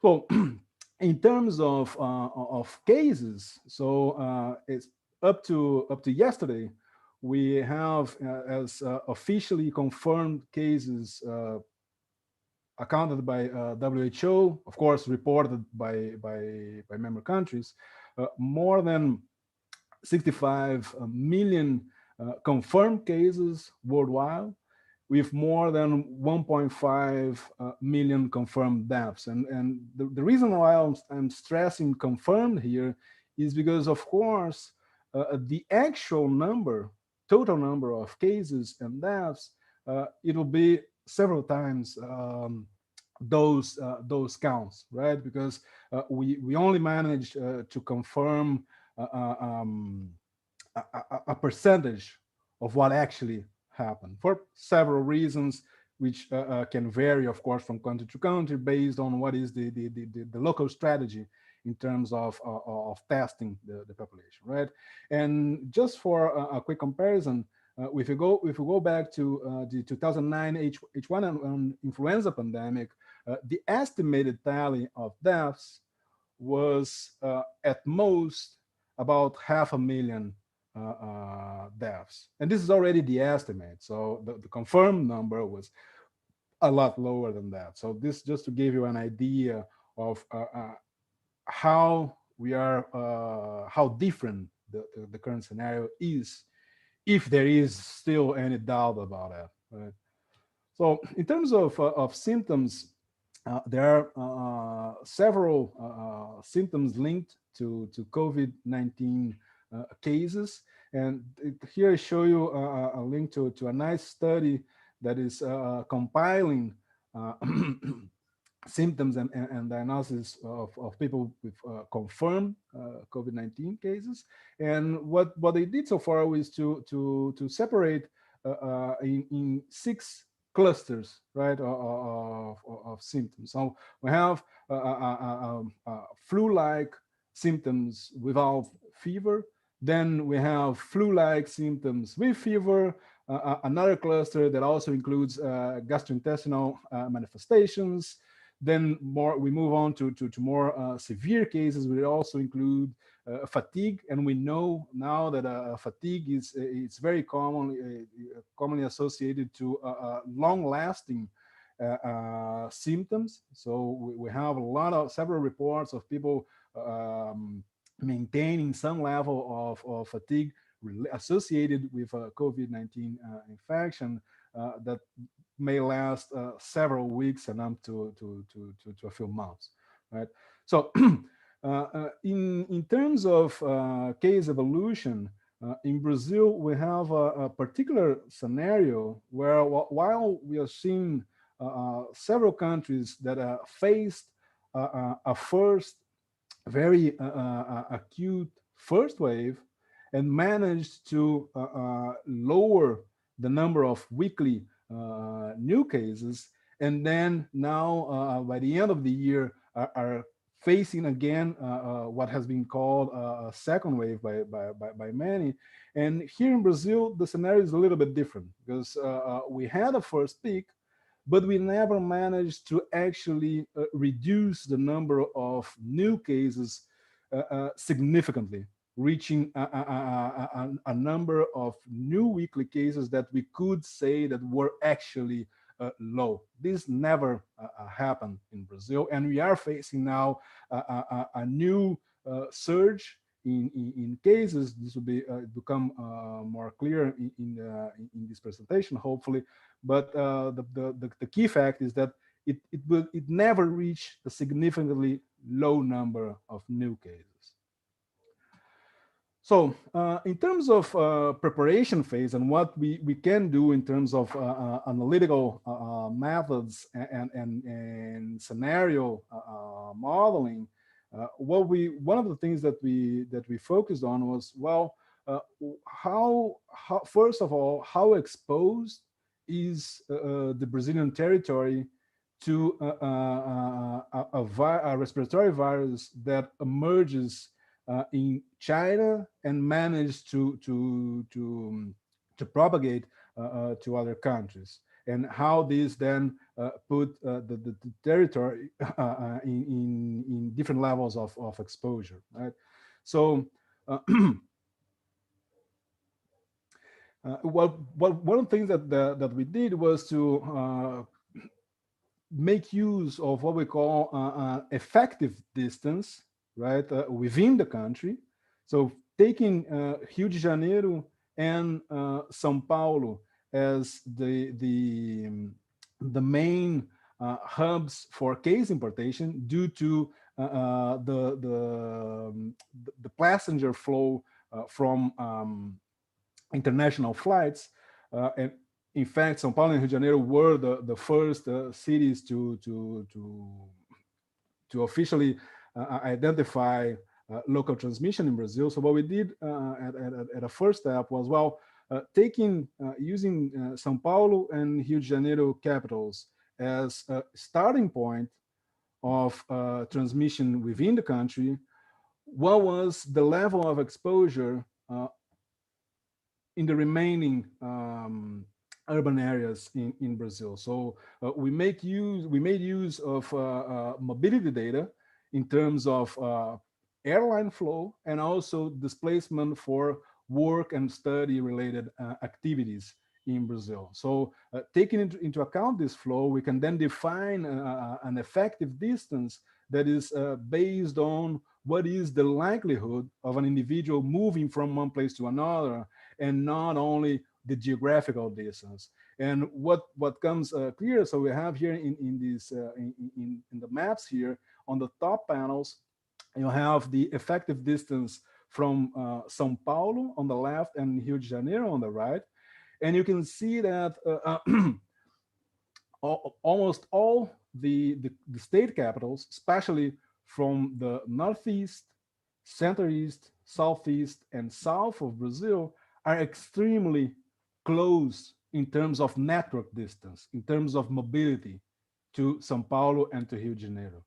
And this in terms ends up translating into an extremely high probability of invasion from a respiratory virus that is already circulating in any of those two cities or municipalities. So the bottom panels, what they show is on the left, what will be a first generation. So once it's already established in São Paulo and Rio de Janeiro, what is the probability of observing an outbreak in the next generation in each micro region in Brazil, which is a level of municipality aggregation that we have here.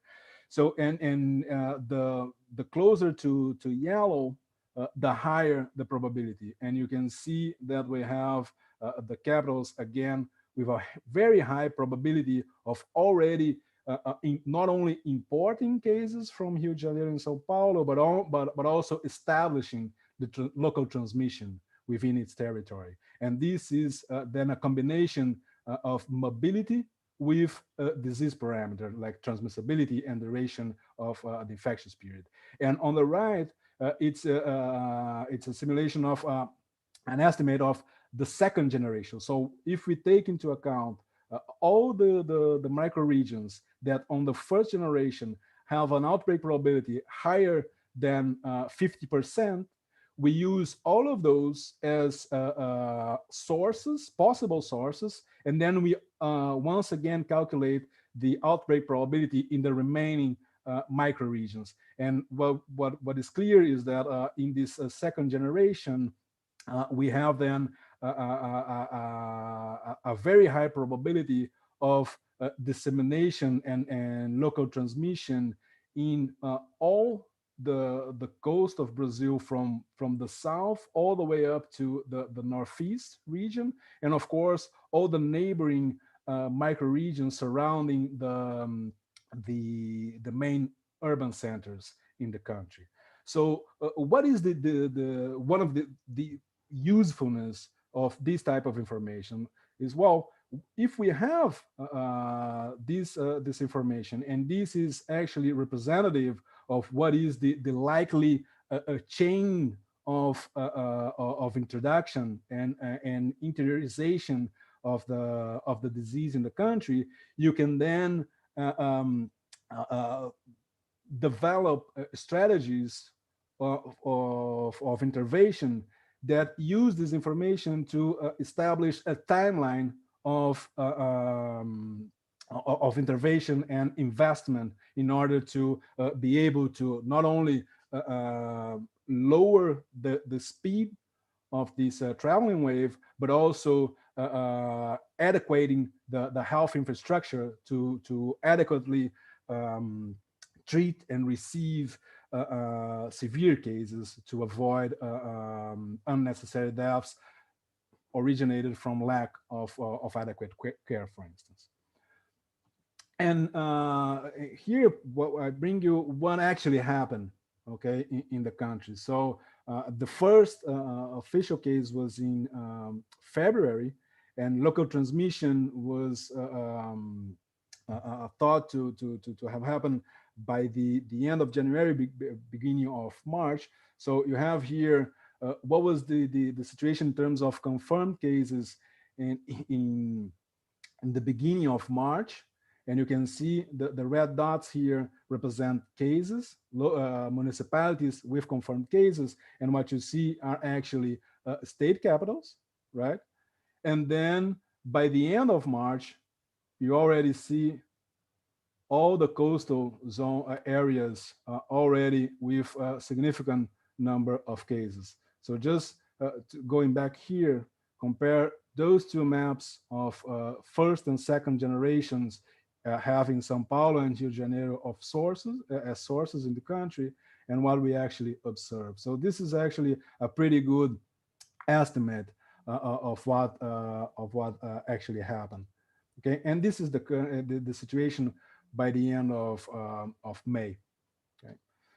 And not only that, this type of approach using this construction of network distance and effective distance can also be used to evaluate mitigation scenarios in terms of combining a reduction in the intermunicipality flow of individuals, but also the level of reduction in terms of exposure or interaction within the municipality. Okay, so the later is related to the effective reproductive number, because once we reduce our level of interaction, we make it harder for the disease to spread. We are lowering the average number of interactions per unit time, and putting in place border control in each municipality, we are in some sense reducing inter-municipality mobility. And what is clear is that border control alone is extremely ineffective in lowering or making it harder to disseminate to the countryside. So what I have here on the y-axis is the number of days that we save in terms of time of invasion at each municipality, okay? So how many days longer it takes to invade any municipality given each level of intervention. And on the other hand, if we put in place a local action in terms of social physical distancing, mass usage, and so on and so forth, that directly impacts the reproductive number, then the amount of days saved in terms of time to invasion is a lot higher, even with in a scenario with low intermunicipality mobility reduction. Now, moving forward and entering in the field of epidemiological surveillance. So once the disease or the virus is already established, then it's not longer relevant, or so as relevant as in the preparation phase, to study mobility patterns in terms of time of invasion, but then becomes an issue of, well, evaluating the current scenario and where we are going at each particular time during the year. Okay? So what we have in terms of databases in Brazil related to COVID-19. So in terms of official databases, we have two main sources. One that is focused on severe acute respiratory infections, and this is those notifications are inserted in a database called CVEP Gripe, and this is at least in terms of protocol, it's thought of or designed as a universal surveillance, meaning that every single healthcare unit that has hospital beds should report or notify every single case that that are related to severe acute respiratory infections. Okay, and then we have another database that focus on mild and non-SARI cases of COVID. So basically, influenza-like illnesses at the ambulatory level, and other severe cases that are not met by the SARI definition. Okay. So one of the issues, a few of the issues with the mild cases, which of course is representative of the majority of COVID cases, because we know that even though the total number of severe cases is huge, the percentage of those in terms of total cases is actually of the order of 7% or lower. So, but the issue that we have in using mild cases for surveillance is that we have an heterogeneous testing strategies within each municipality in the country. And this, of course, hinders comparison between municipalities, because, of course, municipalities that adopt a strategy that is more broad. So they are putting in place drive-throughs, testing individuals, not necessarily in ambulatory settings, testing also asymptomatic individuals. Of course, this will bring their tally to a higher number of counts. On the other hand, if we have municipalities that are testing only at sentinel health units, their numbers will be much lower. And this does not mean that the actual number is different, but it only reflects the strategy implemented in each municipality. And of course, this also leads to a state aggregate. So the total number of cases within a given state in Brazil biased again by those different strategies in each municipality. And these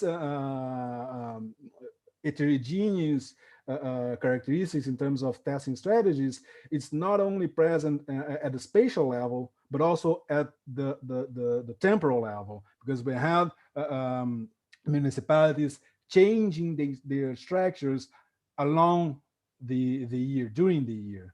And this, of course, then leads to a difficulty into doing a time series analysis and evaluating if we are in with a number of cases that is increasing, decreasing, or on a stable level, because the testing strategy is varying over time. Okay. So then we move on to the severe surveillance, right? Severe case surveillance based on severe acute respiratory infections. This is then a syndromic case definition, of course, right? So which is very similar to what the WHO proposes worldwide. So we define a SARI case as an individual that presented cough or sore throat, accompanied by at least one sign of difficulty in breathing, that it could be presented as a dyspnea, oxygen saturation lower than 95%, shortness of breath, and so on and so forth. And on top of that, individuals to be hospitalized or died due to this infection. All right, and this the definition changed a little bit after March to be able to capture cases that that present symptoms that are not necessarily related to the classical SARI definition, but thankfully, due to the database nature, we can use the same definition for the whole time period that we want to analyze. Okay, so of course, based on this definition, a SARI case will not necessarily be related only to COVID, because we can have SARI cases related to due to other respiratory viruses such as influenza, respiratory syncytial virus, rhinovirus, adenovirus, and so on and so forth. And on the other hand, not every COVID case will be a SARI case due to COVID, because we have the asymptomatics, the mild cases, the severe cases that do not share symptoms with SARI definition. Okay, so just to give an idea of order of magnitude, up to the beginning of December, using the classic SARI definition, we had almost 400,000 registries into CVAP GRIPI database. And if we remove fever as a necessary symptom, this number jumps to almost 600,000. And if we analyze all notified cases that are related to that have been inserted into CVAP GRIPI database and actually comply with the rule that of hospitalized or deceased, then we are almost reaching 1 million registries. Okay, so how can we be sure that using SARI is a good proxy for COVID or severe cases of COVID in Brazil? Because this and this comes from the lab branch of the SARI surveillance in Brazil. So every single notified SARI case in the country should make a biological sample collection through nose swab usually, and this sample is then processed as at a state-run laboratory, completely free of charge for the patient. And what we see is that the percentage of cases that have been tested and the lab result was positive for SARS-CoV-2 is higher than 60% for SARI cases and almost 80% for deaths from SARI notified SARI cases.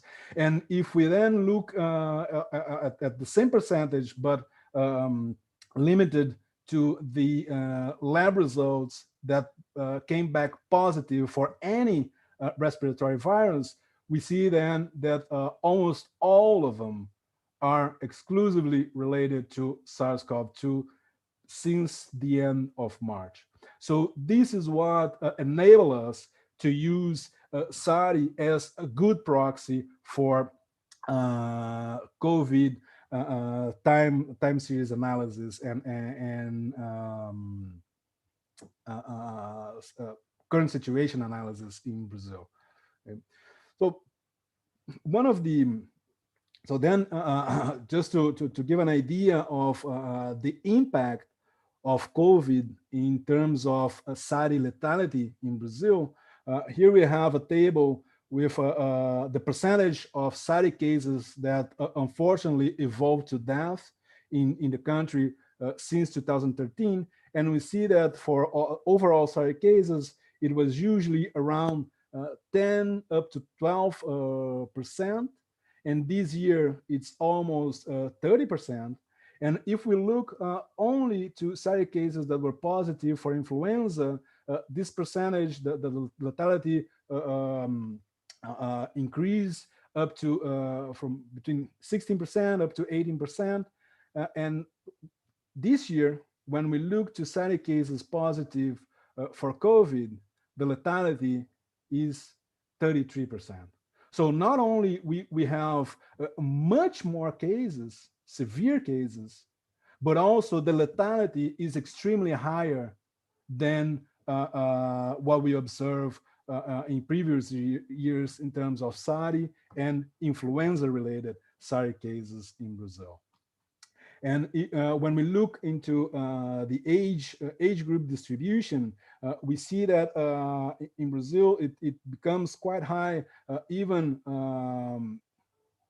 at the age of 30 to 34 years old. So this is data up to the end of August in Brazil. So I have here that for the age group of 30 to 34 years old, we already have more than had more than 10,000 SARI cases.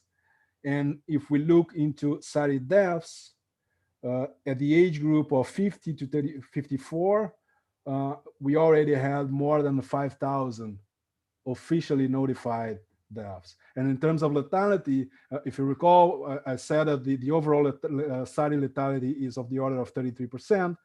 At the age group of 60 to 64, the lethality is already above that level, which can be associated to a relative risk to define risk groups, especially in terms of vaccination strategies, right? So if we do the same count in terms of normalizing by the population within each age strata, we observe that in terms of number of cases per 1,000 inhabitants, the overall incidence is of the order of 1.4, and in terms of deaths is of the order of 0.5. And so for cases, we are already above that value for individuals in the age group of 45 up to 49 years of age. And in terms of deaths, for the age group of 55 up to 59 years old. Okay. So since SARI surveillance is well established in the country for a long time, we can use historical data to define activity thresholds and what is the expected number of weekly counts, and then use that to trigger alert levels as weekly updates. Okay, and this construction allowed us, for instance, to observe that even before we had laboratory confirmation of the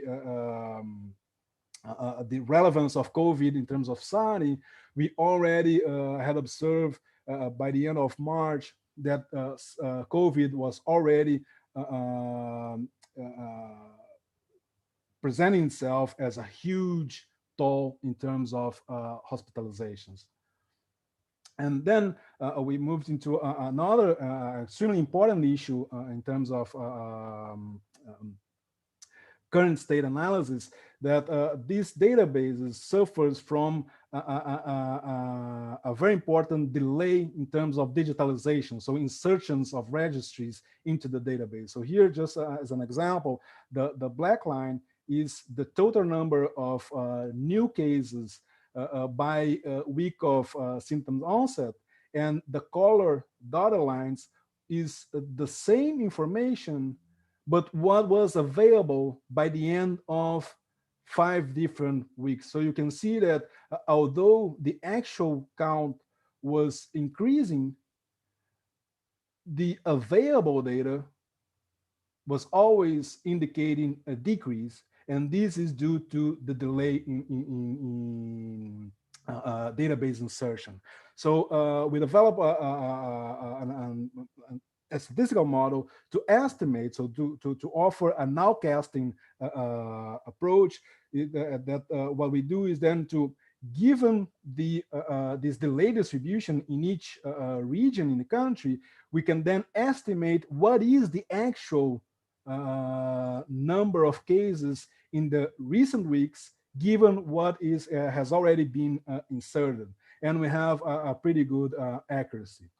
So just moving forward, since my time is running out, we use then this nowcasting exercise to provide weekly updates of SARI counts all over the country, and you can see that unfortunately we are facing a second phase of increase in the weekly count after reducing, managing to pass the first peak. And then we also did that for every state capitals, providing also, so since we have this estimate for the recent number of cases with a confidence interval, we then deem relevant to estimate what is the actual trend given this uncertainty. So we have also an indicator of what is the likelihood of that the current situation is an increasing trend, is on a stable or oscillating state, or is decreasing. And so on our weekly updates, we provide maps with each state colored by what is the trend for its capital, but then also we provide the same type of analysis for each macro region of health inside each state, because we see that we have a very heterogeneous scenario within each state. So it's important to also look at the local situation for mitigation strategies at each municipality. And unfortunately, this is the current scenario. So you can see that we have almost all states having at least one macro region of health with moderate to high probability of increase at the moment. And this, of course, poses a very important challenge, since we are now facing the end of the year, where in Brazil it's very common to have parties where we gather our relatives, our friends for Christmas celebration and New Year celebration, not to mention the run to the number of people running into to shopping malls to buy the presents for those end of the year celebrations. Okay, so this is it's extremely difficult scenario that we are facing at the moment. And so here's just a list of several collaborators and a few links to some of the websites where we deposit not only the weekly reports, but also the data used to generate those reports. And thank you very much for inviting me and for your attention.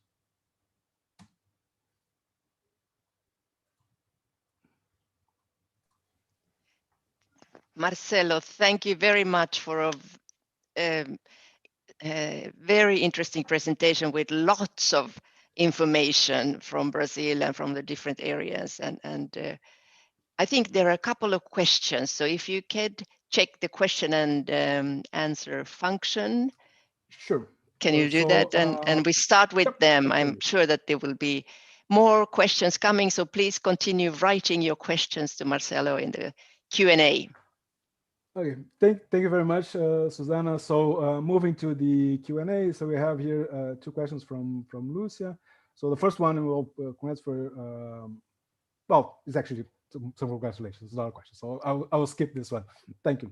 Anyways, so what she's mentioning is that especially in terms of the time of invasion panels, it's very clear and useful for planning strategies in different places. And yes, in fact, that was our goal at that time.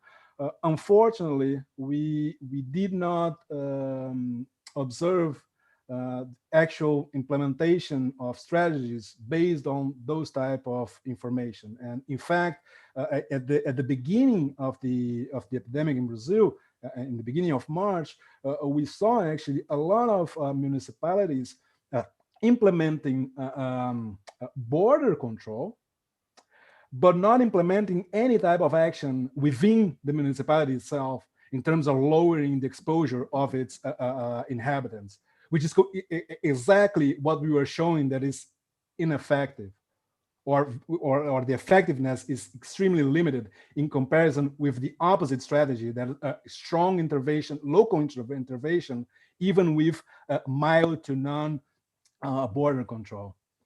And so the next comment by Lucia as well is, well, it looks like Brazil differs from other countries as regards to heterogeneity of strategy in states, as there were no general strategy from the federal government.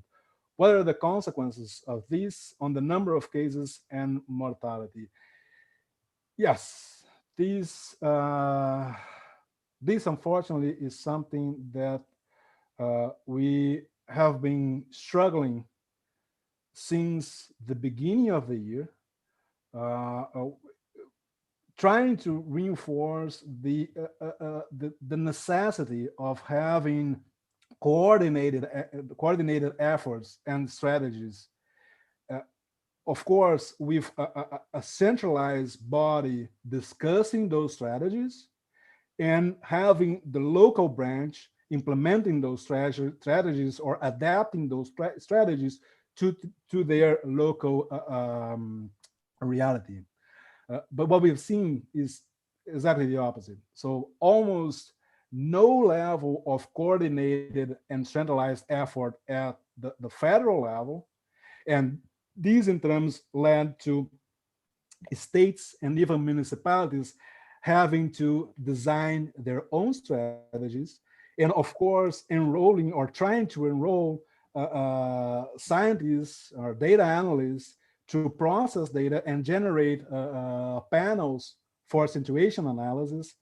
And of course, if you need to replicate this type of effort at every single municipality, you end up facing different levels of capacity of properly interpreting this type of data, because although we have those extremely relevant databases, they are not easily interpreted. So the issue that I showed, for instance, in terms of delay in the insertion of each notified case in the database, it's something that individuals that are familiar with this database are they know it exists, and they know that this must be dealt with in order to have proper current situation analysis. And unfortunately, this is not common knowledge. And of course, it's not of common knowledge. This is very particular to this type of database. But these have led, for instance, to one example. So the media at some point responding or reacting to the lack of transparency from the federal government established by themselves a dashboard reporting the daily counts, but using the digitalization data.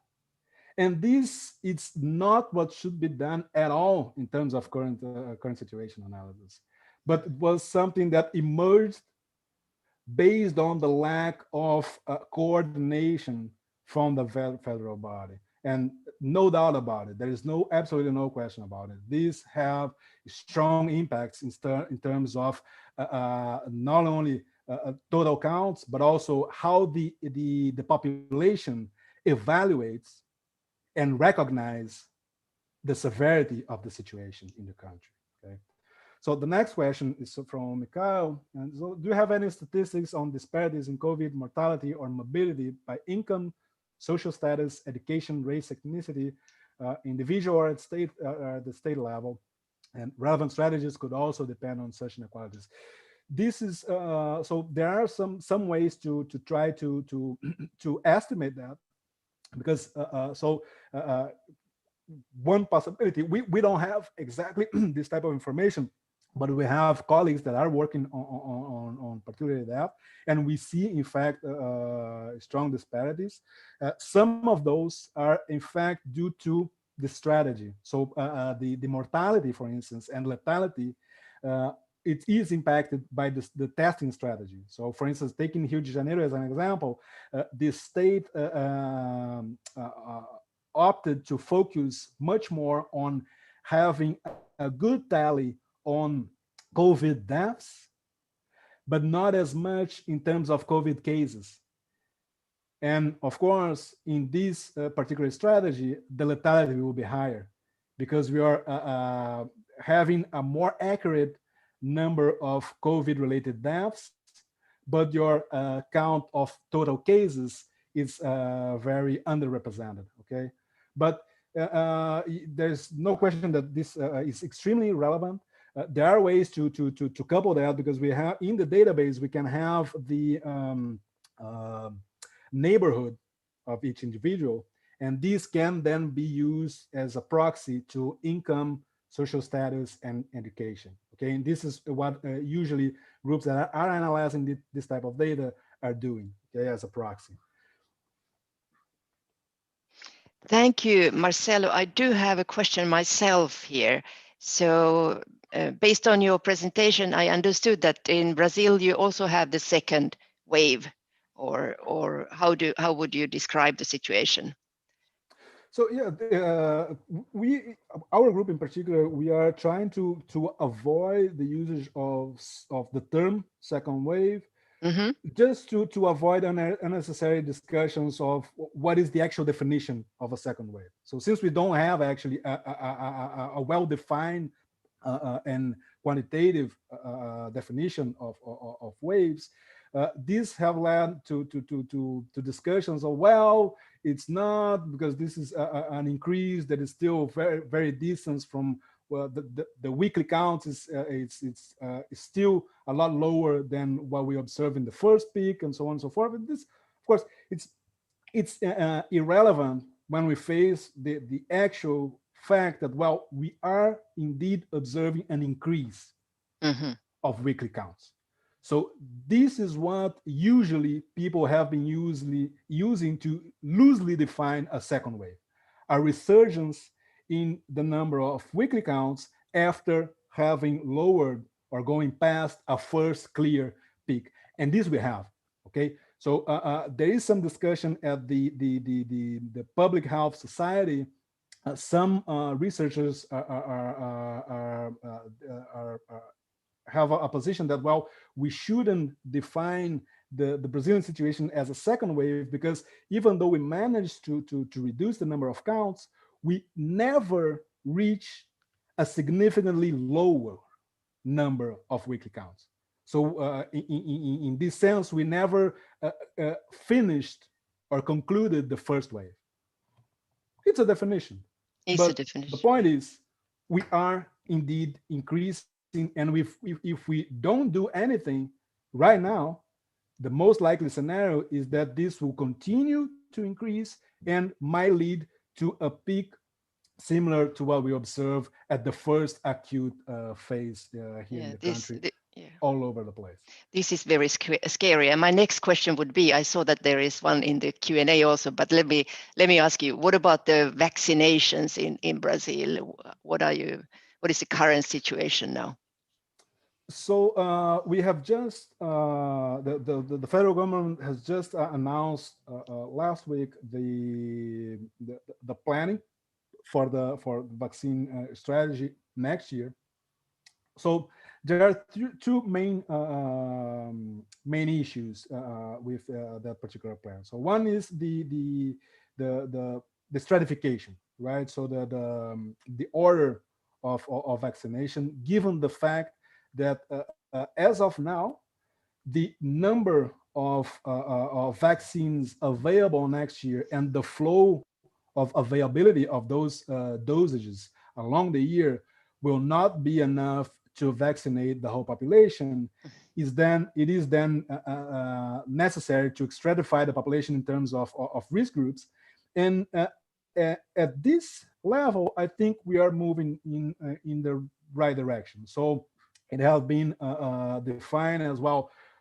It will start with people above 65 years of age, native population, so especially those that live in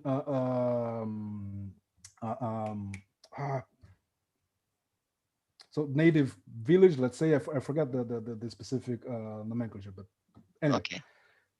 Those native populations, because they have also a higher risk, especially due to distance and difficulty in accessing healthcare facilities. And then moving onwards to people with comorbidities, and then for lower and lower, also at the first group, it also includes healthcare professionals, but not only healthcare professionals, but any worker that is placed in healthcare facilities. So security personnel at hospitals, secretariats, any individual that are working at healthcare facilities will be in this first phase, of course, to avoid having a strong impact of losing employees at the hospital settings. But the big issue is the purchase of dosages. Right now, the strategy is based solely on the only contract that the country already have secured, which is with AstraZeneca Oxford vaccine. And of course, with this single contract, the number of doses available next year will be extremely low. And what we are facing is a reality where we will be able to vaccinate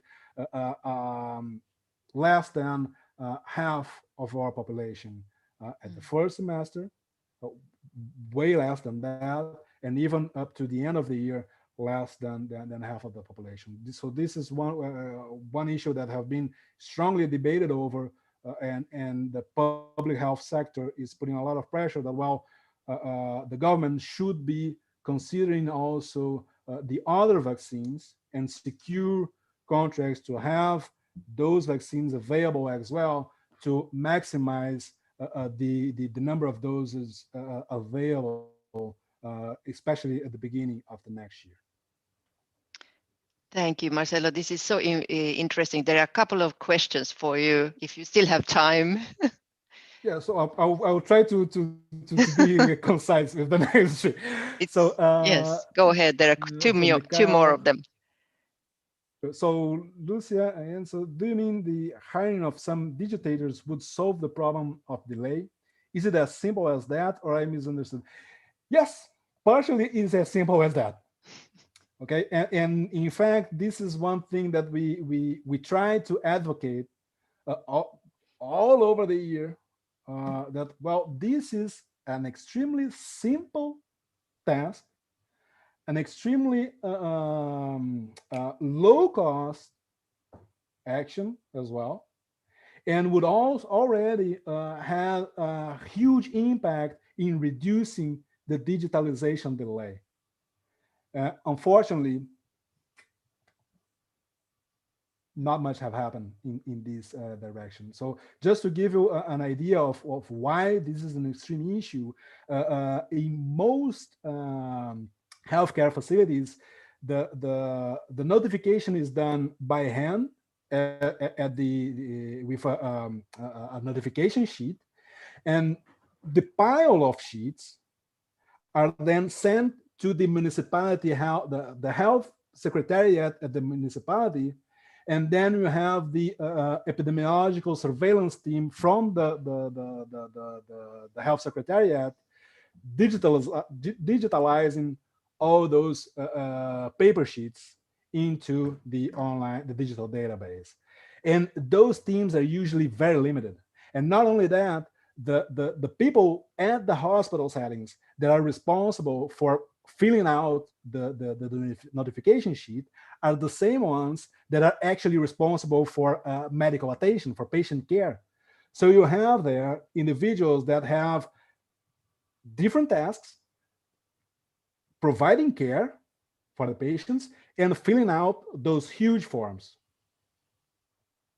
The priority will never be filling out the forms.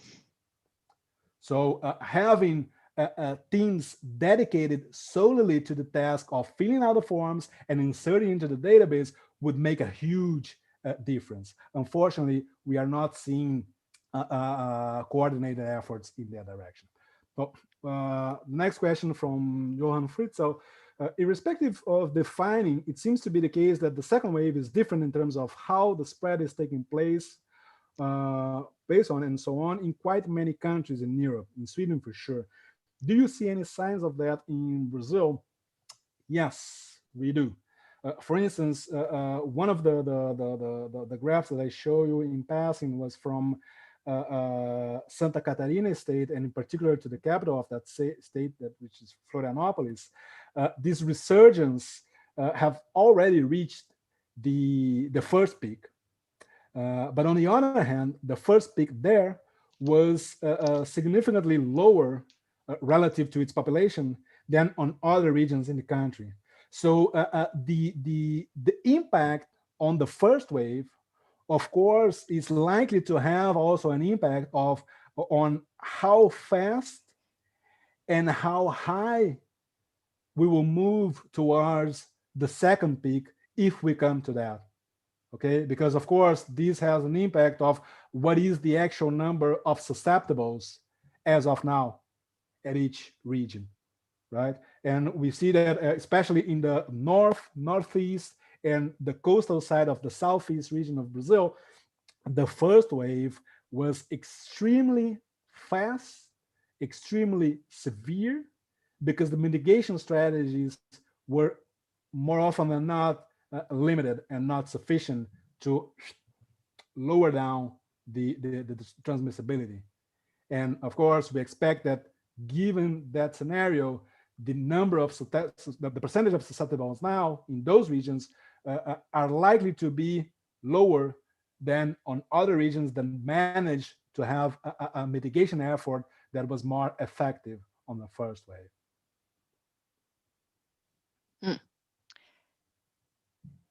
So wonderful. Thank you very much, Marcelo. And this is very thought-provoking presentation. And based on your expertise, is there any possibilities of any kind of prognosis? How long will we have to live with this? Anna mentioned new normal. Is this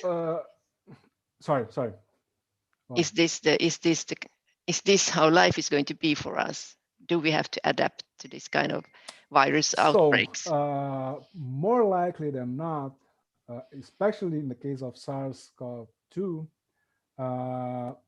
current data does not suggest that this virus will be eradicated, right? We are most likely facing a virus that will be another one among the seasonal respiratory virus that we have to face. And of course, the vaccine will have is likely to have a huge impact on that, of what will be the burden from now on and our response. And one thing that I hope, though, is that this particular issue that we face this year will be enough for small cultural changes.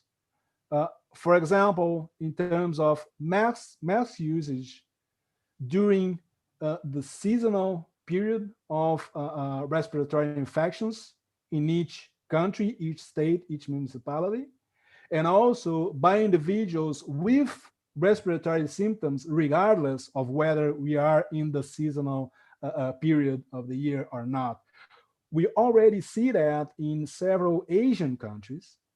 It's extremely common to have the population using face masks when they have respiratory symptoms. And I hope that this type of cultural change is in fact implemented from now on, because just as a side note, if you recall the slide with the percentage of positive cases for other respiratory viruses, including influenza, it almost disappeared in Brazil. And why is that? Because of the interventions implemented. The other respiratory viruses are less competent in terms of transmissibility than SARS-CoV-2. So the actions that we implemented to try to diminish or lower the impact of COVID had an even stronger impact in other respiratory viruses. So if we manage to at least keep some of those actions in the future, this will then have a huge impact in lowering the burden of respiratory infections worldwide. And I hope this is at least one positive outcome of this extremely serious situation that we are facing. Yes. Thank you very much for your presentation. And I hope that too, because we want to continue with our research collaboration and meeting people and hugging people and doing work together. And it's very hard if we have to change our culture very much. I mean, what about the Brazilian culture? I mean, what about the carnival next year? It's so important for the population. Is it going to be digital? Yeah, so most municipalities and states have already postponed next year carnivals, and with no new date defined, because, well, we don't know how next year will be. Nobody knows, actually. Yeah. Yes. Thank you very much for your. The vaccine will have us back on track. Let's Thank hope. you very much. Thank you very much. Thank you very much for presentation, and thank you for joining us. And by Marcelo's presentation, we will close the first day of our webinar. But there is a program tomorrow also, and I will show you a little bit about that, how it's going to be. We will start at the same time at 9 o'clock Brazilian time and at 1 o'clock in the afternoon Swedish time. And there will be interesting presentations from Sweden and Brazil, of course, and also surprise coffee break with music. And this time it's Swedish music. So I wouldn't miss that. So please join us tomorrow again at the same time. And I would like to thank you very much, our presentators, Marcelo and Anna, very inspiring, very important works that we have been taking part of. Thank you very much. Thank you for the participants for your presence, and I hope to see you tomorrow. And thank you for the group organizing this webinar for us, Camilla, who has made all these programs and technical issues. Thank you so much. And with these words, thank you for today, and I hope to see you tomorrow again. Is there anyone anyone who would like to add something? Please feel free. Camilla, Lucia, Mikael, Anna. Thank you, Susanna. Only that. Thank you. Thank you. So- Thank you. So see you tomorrow then. See you. Bye. Thank you. Bye. Bye bye, Rio. Bye-bye. Bye-bye, Stockholm.